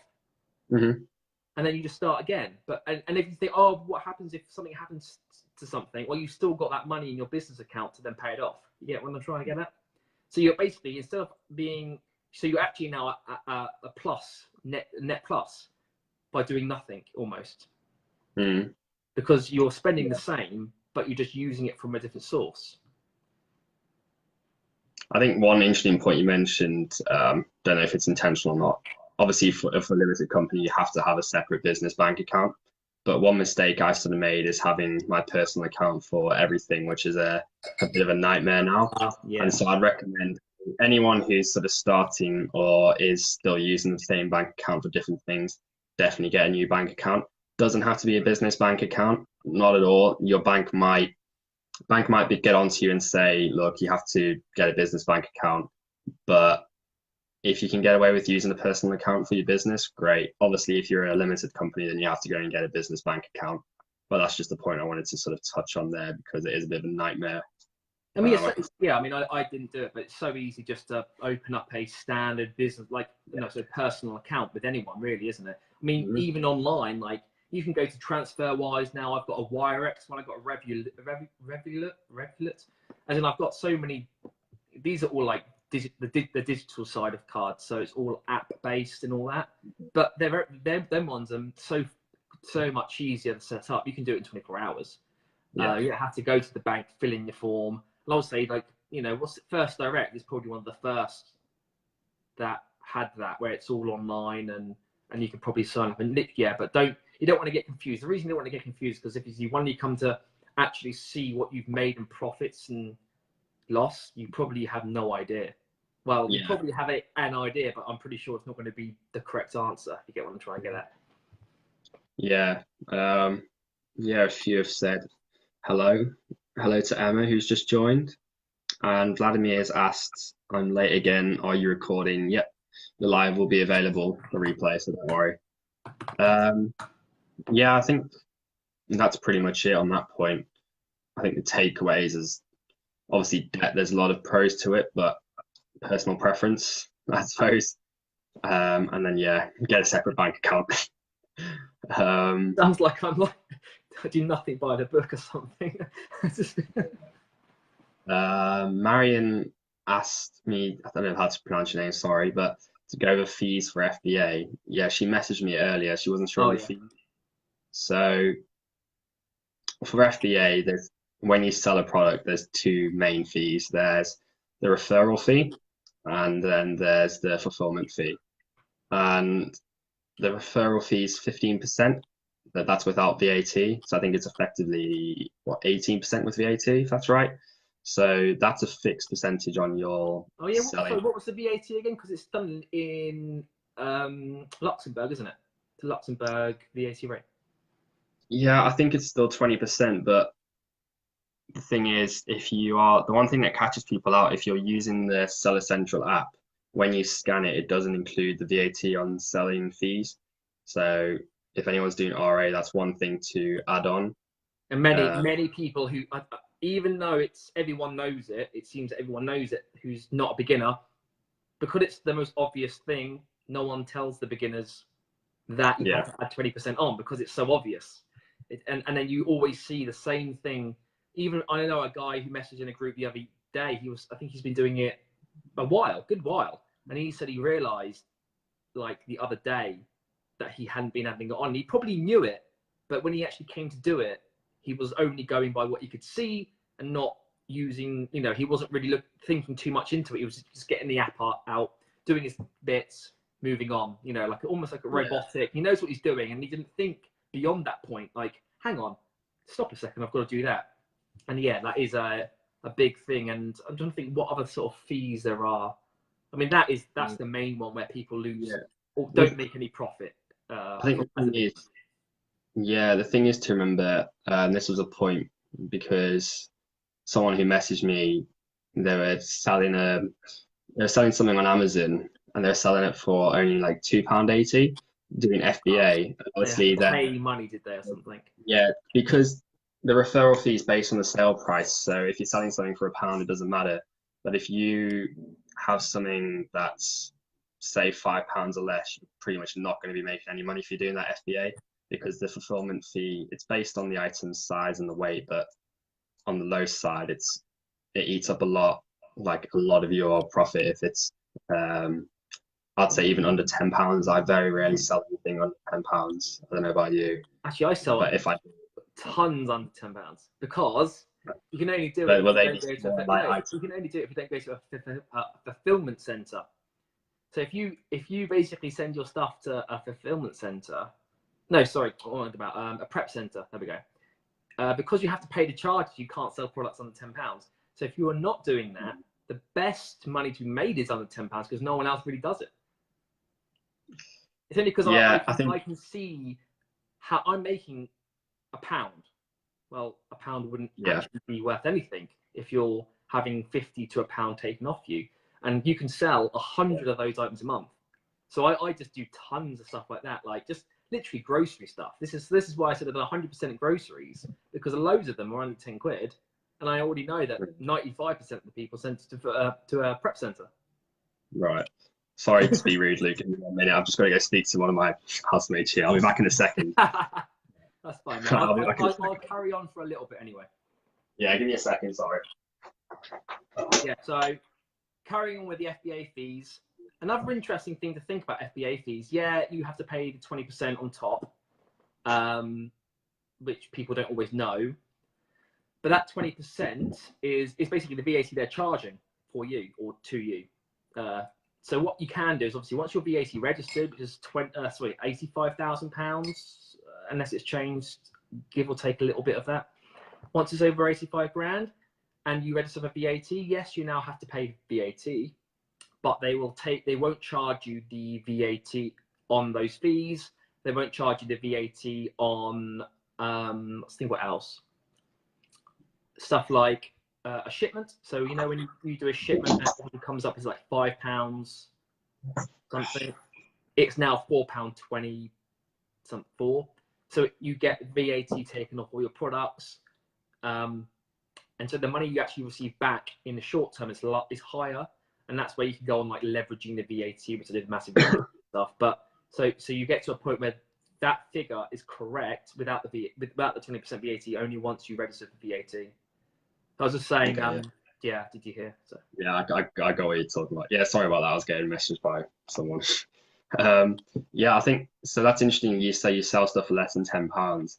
I think the thing to be aware of is that the referral fee is a percentage of a product, whereas an FBA, the fulfillment fee is an absolute figure. So it's nothing to do with the price you sell it at. And I think people have just got to be aware of that fee. Obviously this person was a beginner and they didn't realize that. So I think as long as you take that into account, then it's fine if you're making a profit.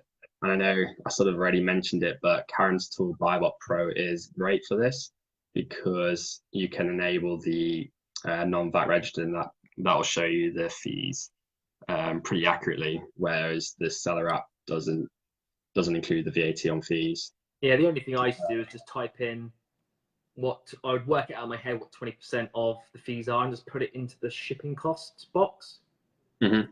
That's literally the quickest. If you want to do it, that's the quickest way to do it. Just say it's a quid, whack on 20%, put it in the box. That's like where you can type to say how much you would attribute shipping to be, and then you can get the rough figure, full profit. As long as it's, you know, within a couple of pennies, 5p or something, it's going to be fine. Yeah. Oh, that's what I was quickly say, just quickly.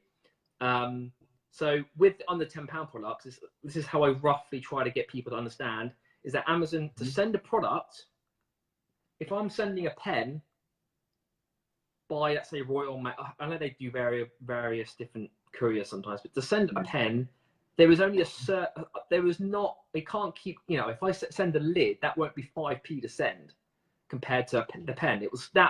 These will be the same cost, just like probably this book would still be the same cost. Yeah, I know. I get the minimum value that a shipment can go, because there's the basic costs. So let's say that Amazon break-even point is £2.70. That means even if you're selling a product at £5 or £10, they still have to charge you a minimum amount to ship a product by FBA.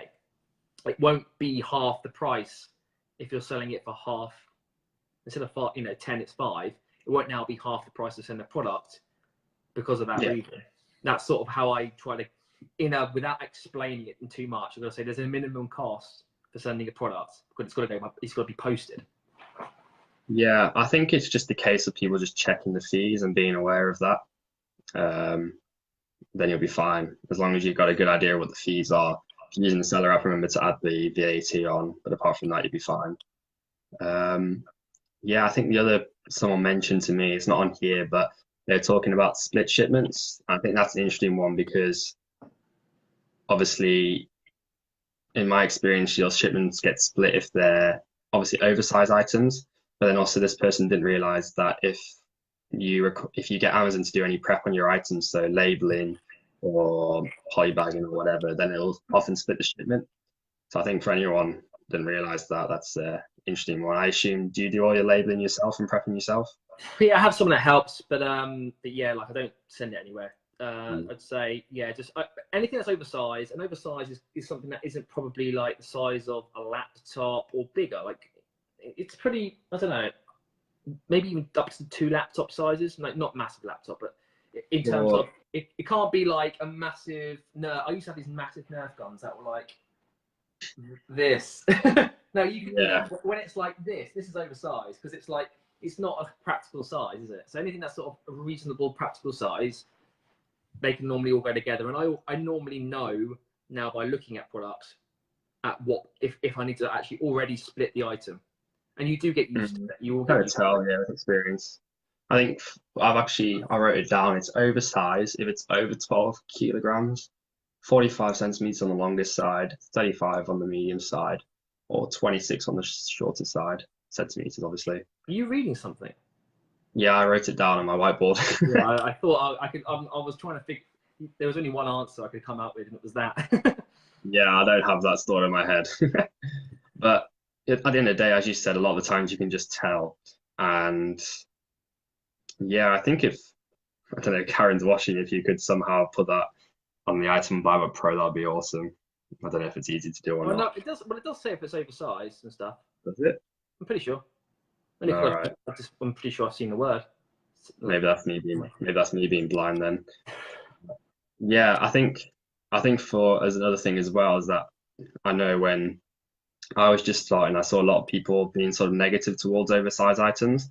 I think as long as you factor in your shipping costs accurately, so for example, if it's going to take up one box to send that one item, as long as you're adding sort of £5 onto your cost price or you're factoring it in somewhere and it's profitable, then there's no reason really to be afraid of oversized items. I think a lot of new sellers get sort of scared by the fact that it's oversized or massive or whatever and don't really know what to do with it. I know when I'm sourcing, I'll check the item dimensions, but yeah.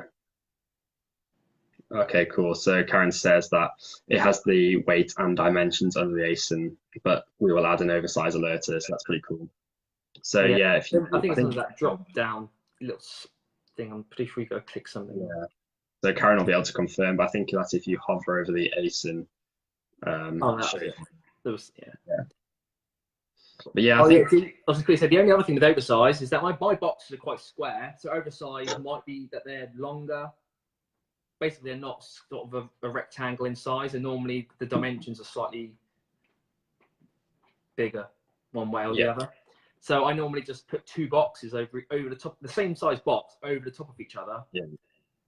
You can get it down, even though you think they shouldn't fit because they're the same size. But then you can jump on it or something, and eventually it will actually just it will go flush, and then I just tape around and then over, and you're able to get more in a box rather than just say one, because you're able to put them the other way round, if you get what I mean. I think yeah, a very general point for me is like, if after I factor in everything, it's a profitable item, I'm going to sell it. I mean, there'll be things where it'll be like dodgy sources or whatever, and potentially private label, and it's profitable. I might go, no, I don't really want to risk it. But unless there's an obvious reason not to sell it, even if it's massive, I think as long as you factor in everything, if it's profitable, then sell it. Unless you've got capital limitations, you have to choose between different items, then. And even then, I think if you're making £10 on £50, but the product is sub 1,000 in toys, it's Christmas, like I think, well, I'd rather have all my money in just that one product. I do the opposite. So I'd rather, if I know that I can sell 10, 20, 30 a day, yeah, even though they are, I had there was a Nerf gun once that I just sort of described a second ago, and I could only fit 4 in a box or 3 in a box or something. But they would sell for like £12 profit. So even though the markup, well, the ROI was like 21%, but you're making over £12 a unit, and I could sell 20, 30, 40 a day because they were selling that fast. I sometimes think, yeah, my turnover is going to be massive. This is before I was VAT registered anyway as well, so the worry there wasn't anything. But you can, yeah, you might do 60 grand in turnover in Christmas in 1 month. And yes, you won't look at the profit afterwards and be like, oh my God, I've made 30 grand profit, because obviously I'm making only 20% return, but you're still making the same or more profit than you would have made doing what you would have done with your usual products. You kind of get what I mean? So even though the overall end goal or result is the same from that, even another tactic I sort of, you can do the opposite of. Yeah, I think it's sort of, you touched on a bit of advice I think a lot of new sellers get is to go very shallow and very wide. So to buy a lot of products, but not very much of them, which I don't know, I agree to an extent to learn, but the more I sell, the more I'm like, if I find a good product and I'm confident in it, I'm just going to buy a lot of it. There's different factors. So a big one for me is an item replenishable? I mean, if it's replenishable, you don't need to go and buy 3 months stock, obviously. But if it's a clearance, so I don't know, 3 for 2 Argos, for example. If I find something that's awesome, I'm going to go all in on it. Like, I'm going to buy a load of it. If I find a clearance item and it's selling like 100 a month and there's like 3 sellers, I'm going to go and buy 100 of it if I can. Yeah, I think the most I bought was those BB-8s, but I didn't buy them in one go. But I think it must have been Thorntons at Christmas. I did I spent tons. Like, I would literally just buy £700 worth of Thorntons a couple of times a week. Only because it was just like a lot of chocolates. And I didn't want to buy like 4 grand's worth because it would just be a ridiculous amount of stuff I'd get each day. But yeah, like I was buying as much as I thought I could handle for a day. And then sort of I did it 3 times a week, and they were selling like just like the Christmas selection boxes and stuff, and they were great. Like I was buying, and yeah, I was left with some at the end, but you got to say, if you're left with 10, 20 of this or 5, 10 of that, but you sold 400 of that one, 200 of that one, you have to weigh it up. Is that what you have to already decide beforehand? Are you happy with being left with 20, but you can sell 400 over Christmas? And then as soon as you decide that, you don't even think about when you've got leftovers. Well, like imagine, if you'd only bought like 10 of them and made, I don't know what you're making, like £1 on each one, just as an example, and you made a tenner. But if you bought 500 and you sold 450 and you made 450 quid and you left with like 50, it's not really going to be much, is it? And they're still going to, obviously, stuff still sells in Q1, just a lot slower for some things. But yeah, I think that's kind of I'm not saying to anyone who's new, go out and buy a ton of stuff. It's more just a case of, I don't always agree with the idea of going shallow and wide, especially if it's a replenishable item or you're very new and you're not sure, then yeah, I guess if you're learning. But for me, if I find a clearance or a sale item and I do my analysis and I know I'm like not going to get it again at this price, or it's going to take a while, I'm going to go all in. Like I recently bought 60 of these items are like 25 quid each, and I haven't sold any yet because the price is slowly going up. When I bought them, they're 38 quid each on Amazon, and now they're up to 45, and within a month they'll be up to 55, 60, I hope. So we just had another question, so I thought I'd be jumping it now. Yeah, cool. We're going. So basically, when if Amazon jump on the listing, cut the price in half, which they usually do because they can buy like 1 million bulk or something, what do you do with it? What do you do with your stock or pricing strategies, or do you just, if it's food, do you recall it and have a binge weekend or something? I don't know. The short answer is it depends. I mean, a lot of the time when I'm doing my analysis, I mean, I've only been selling for about 6 months, but it's very rare where Amazon have never been on the listing before and then they've jumped on the listing, if you know what I mean. Normally, if Amazon jump onto a listing, they will have sold it in the past before. So when I'm doing my analysis, that's something I'll factor in. And if in the past Amazon have had the buy box for long periods of time, I'm probably going to be a bit more cautious. So I think it's a hard one to answer because I think it's very unlikely that I'm going to get caught in a situation where I've bought a ton of an item and then Amazon suddenly just jump on the listing out of nowhere. And if they do, then I'd have to consider other factors. I mean, you have to think, is the item perishable?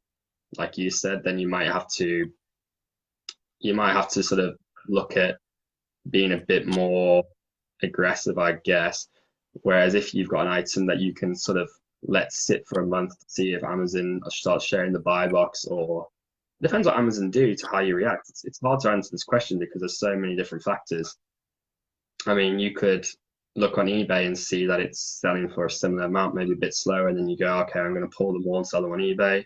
You could pull them, try and sell them on Facebook Marketplace. If you only just sent it in, you could pull the items and return them. I mean, that's not ideal to do, but it's just, I guess, thinking of different strategies to try and get that money back. And it's trying to predict what's going to happen. If you can, I mean, like you said, if Amazon cut your price in half or whatever, then I guess you're going to be struggling. But at the end of the day, this is a risk you've got to take. But I guess the key point is if you do your analysis correctly, it's unlikely to happen. And it's a risk you take. But for 99 items that go well, say you go deep on 99 items and make 100 quid on each of them or whatever, and you have one where you lose 500 quid, it's the net gain. So, I mean, I've only had one item really where I've had Amazon chef me and I've made a loss on, but I only bought 6 of them because Amazon had been on the listing before. I mean, I don't know, you've had more experience than me. What do you think? Yeah, I always got told don't sell products that Amazon sell originally. And I'd say for beginners, don't sell products that Amazon sell. When you're starting out, if you see the big old orange barry stuff bits, then just pass on it.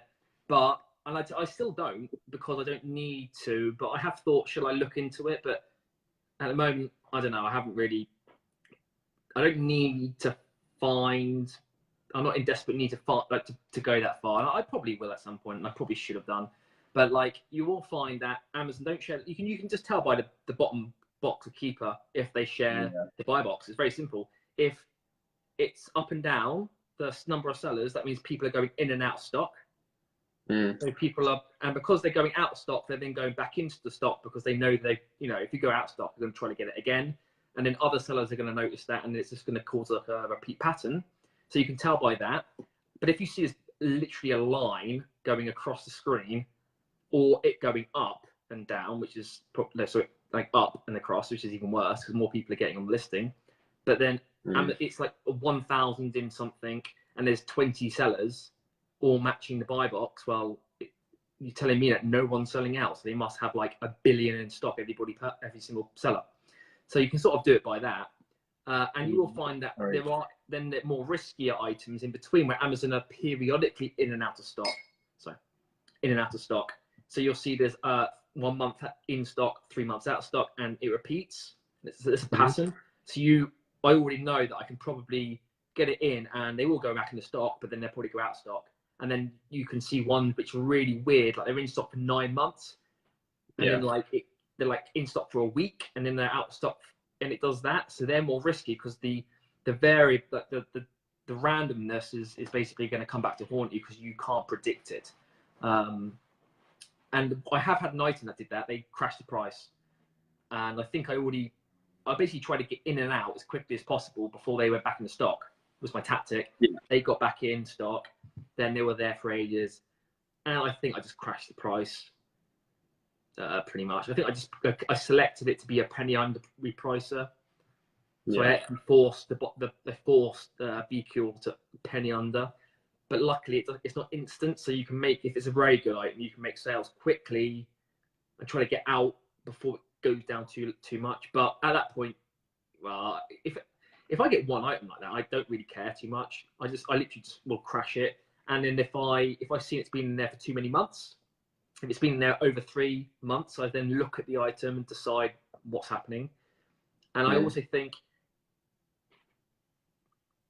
what the hell? What's wrong? Just come up with a weird thing. All right.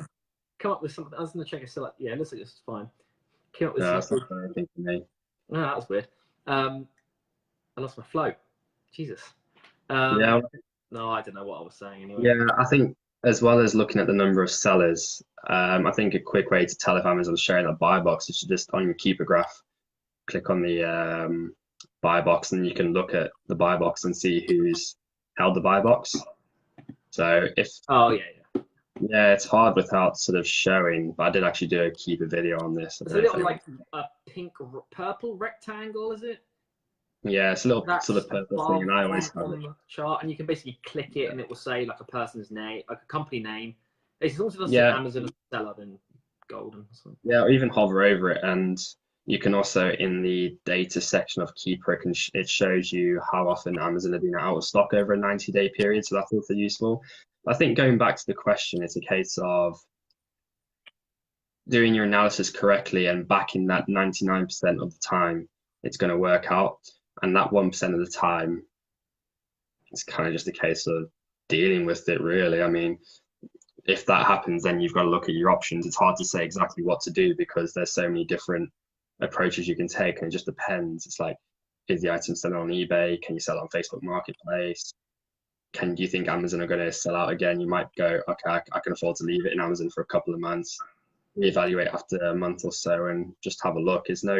For me, there's no, okay, if Amazon jump on the listing, I'm going to do X. It's a case of if Amazon jump on the listing, then I'll reassess, and because there's so many variables, there's no exact situation that's going to appear twice.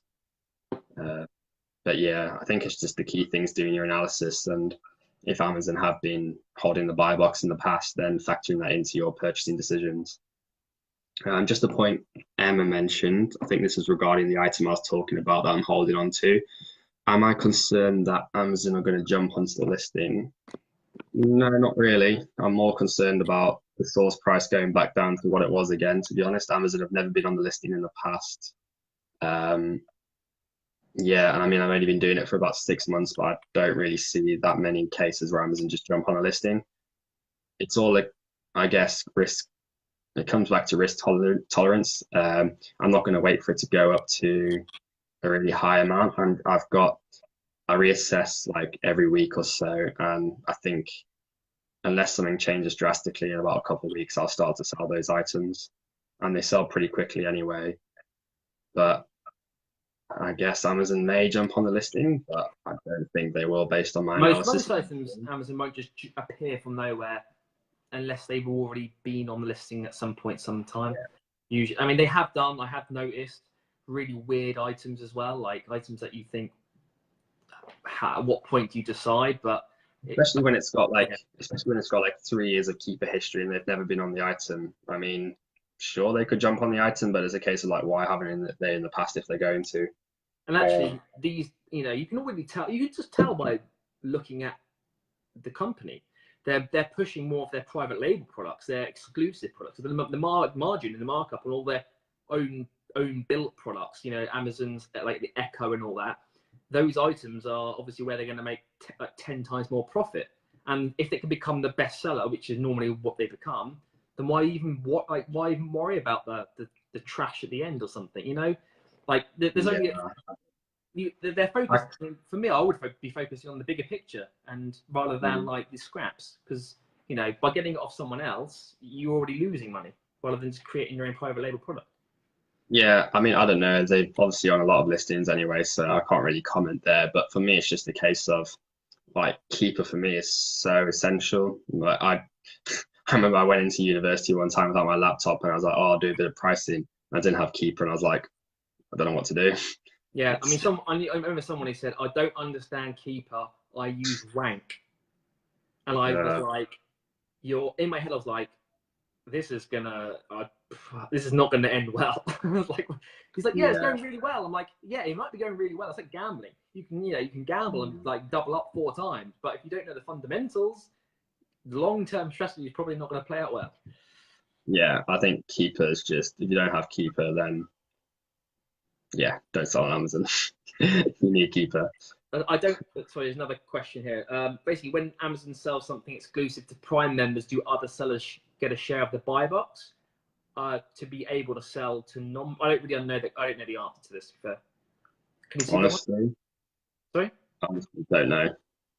Yeah, I don't know. I don't really. That isn't something I really even think of, because all I would know is well, if Amazon sell it, I probably don't sell it anyway. But if they do, do they share the buy box, and what are the sales on the product per month? Like, you wouldn't really even get to that point, I don't think, to be looking into that for me. Interesting you say, like, I actually sell quite a few things on Amazon on the listing.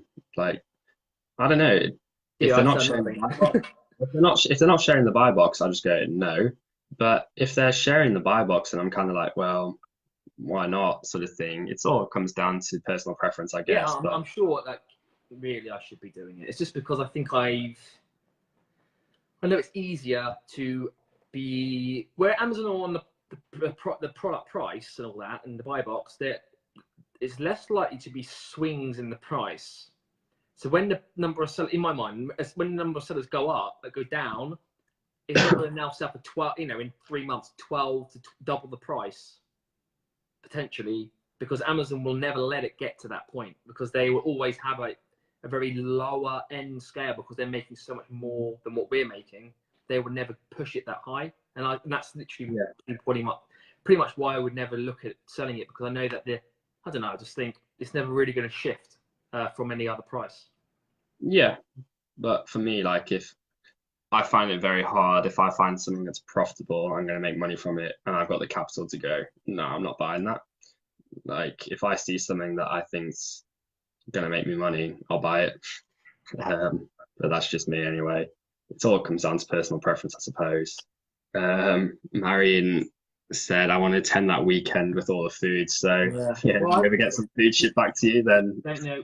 Actually, no, I do. I'm really bad for that sometimes. Like, sometimes Amazon will say, this is what annoys me. They say in a product's expired, food product, you get it back, you look at it, and it's nowhere near expired. And, and sometimes it's really close to it's like a month or 2 months, 3 months, but they have, like, they're probably gonna, I think it has to be over 3 months. So it's a bit annoying. And then if they catch it again, and then I end up binging on something I shouldn't be. And half the time I actually go and put it in the hallway where there's a couple of flats off of the door, because I don't want to hurt myself. Because, like, I know what I'm like, and I've got to stop myself from doing it. And the only way to do it is to act when I'm being smart to me, because I know what the other me does. Sorry, I'm just reading the question. Oh, yeah. Marion says, I sold a few board games I can easily replenish, but now Amazon is selling it to £10 cheaper, but states exclusively to Prime members. I sort of know what that means. I don't really know. So I think he's wondering whether he should still send that in, because he'll be able to sell to non-Prime members, only selling to Prime members. So yeah, I'm honestly not sure. That's a really good question. I've not seen that before. I've not actually looked into. No, I've never tested it, to be fair. Like, I've never seen that and then thought, I'll test what happens. I would say, I don't know. It might be worth just getting a couple to check. I don't even know how many people are non-Prime on Amazon either. I think a lot of people. That's something. Yeah, most people that will do it honestly don't know for that reason, isn't it? Michael's got to go. Cheers. Thanks for coming, Michael. Yeah, we're going to wrap things up in a minute, because my phone's probably on 10% battery. My laptop that was fully charged is on 15% battery, and these are like relatively decent pieces of art. There's one sort of thing I wanted more to touch on to finish up, and that was, how do you deal with items that have been returned and are no longer sellable? What do you do with those items, and do you fight them with Amazon? So if you get an item that's been trashed by a customer, do you bother with Amazon trying to get some reimbursements, or do you just take it? I mean, I'm pretty sure there's something, if it's customer damage, can be reimbursed if it's certain things, but the problem is, this is what I do. I leave a lot of it, and then it either gets returned to me or automatically gets sent. Either gets returned to me automatically, or either gets automatically reimbursed. Yeah, unless it's a defective product, and I always record it immediately, and then hope the product isn't. I don't know. So, like, if it's an electrical product, and they send it back, and they say defective. Now, I know the products roughly that seem to be more defective than others, like that BB-8 one. Like, yeah, I sold a lot, but I probably had 6 back. Now, I never really have 6 of anything back, and I probably have one random item here and there, but not normally 6 of the same item. So clearly there's an issue, and that was the same last year. Like with a handful of them, they don't work properly or something. So I know, because I know that, I then know that I can recall it. It's going to be sent back as defective, which it usually is. And then I usually will just literally recall it, go back to Argos and swap it over for a brand new one saying it's defective. I literally just it's almost like not me. I just pass on the message, and then I get a new one and send it in. Or if they don't have it, they obviously just refund you because they haven't got none in stock. Same with kettles and toasters. So I don't sell many of that sort of product, but when I do, they're more likely to come back than another product, probably because there's something wrong with them.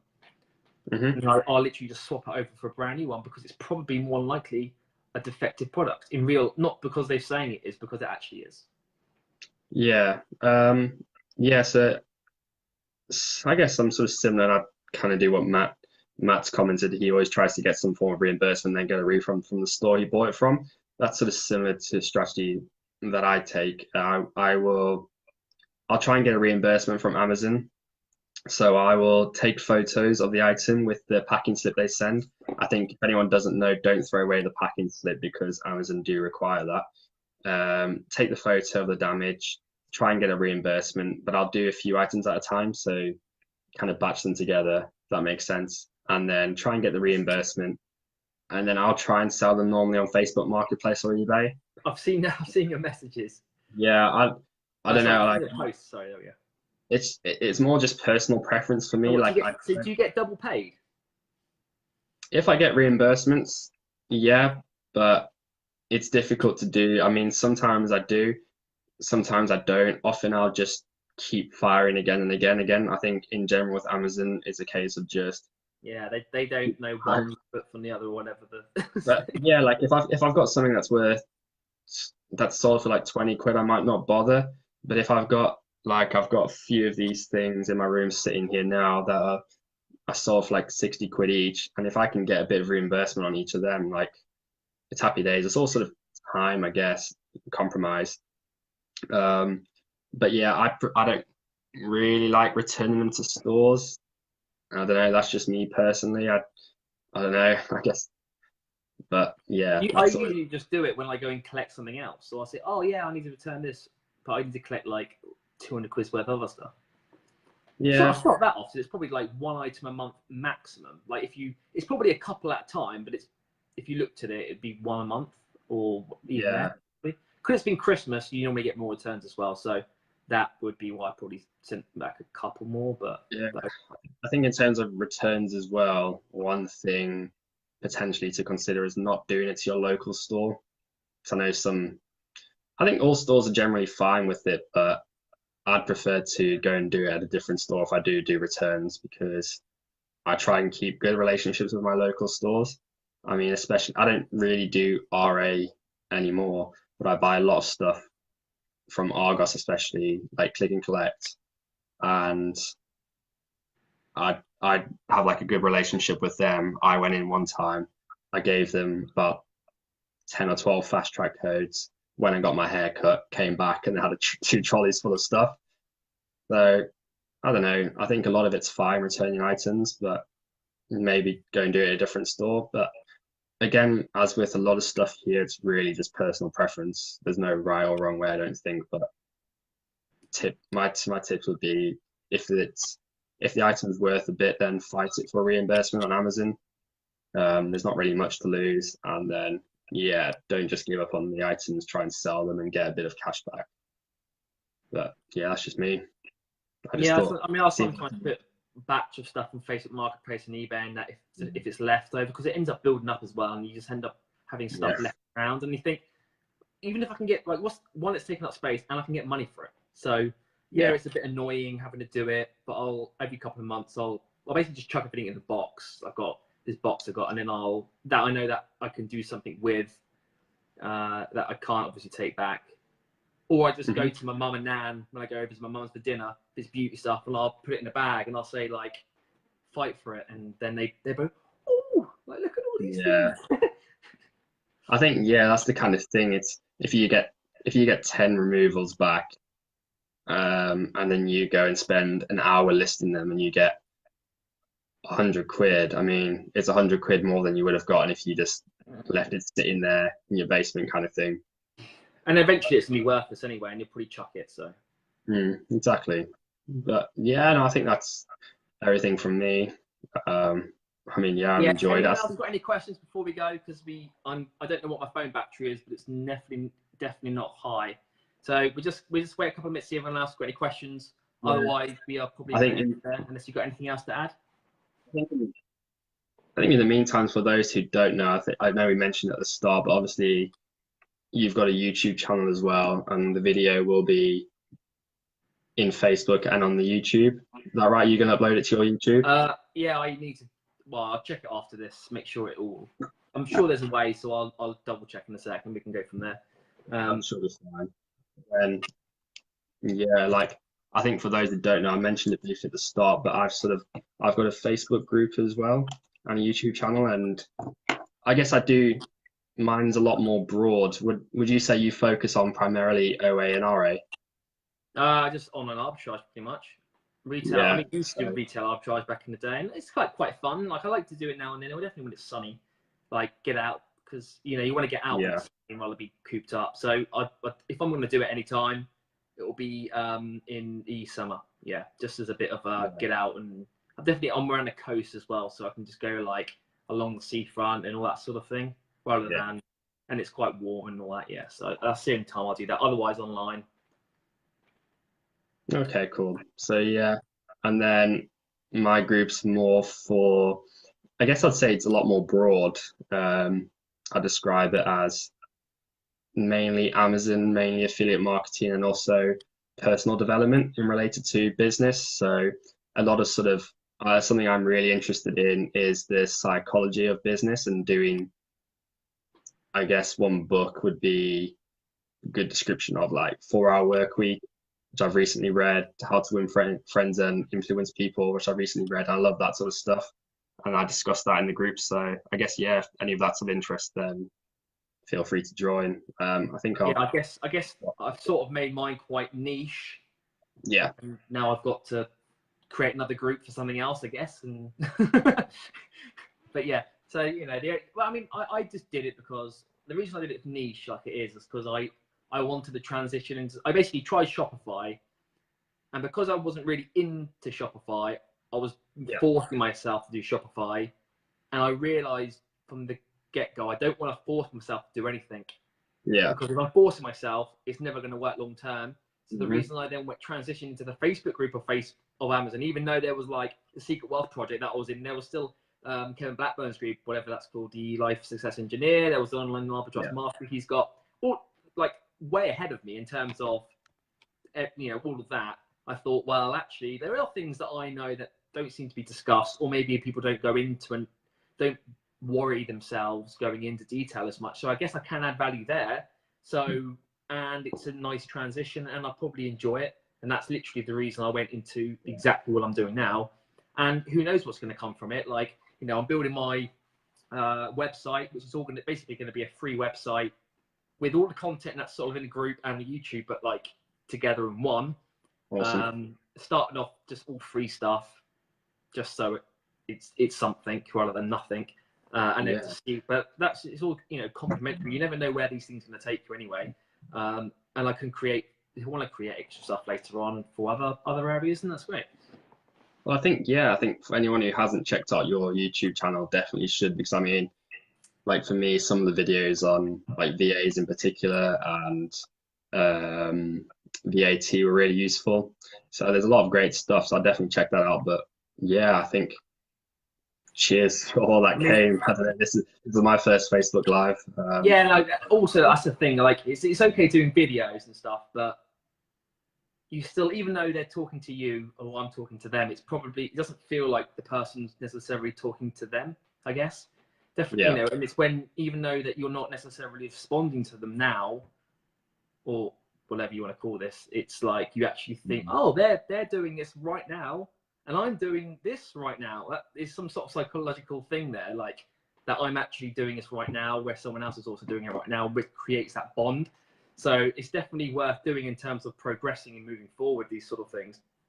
And mixing it up rather than doing the same old thing all the time.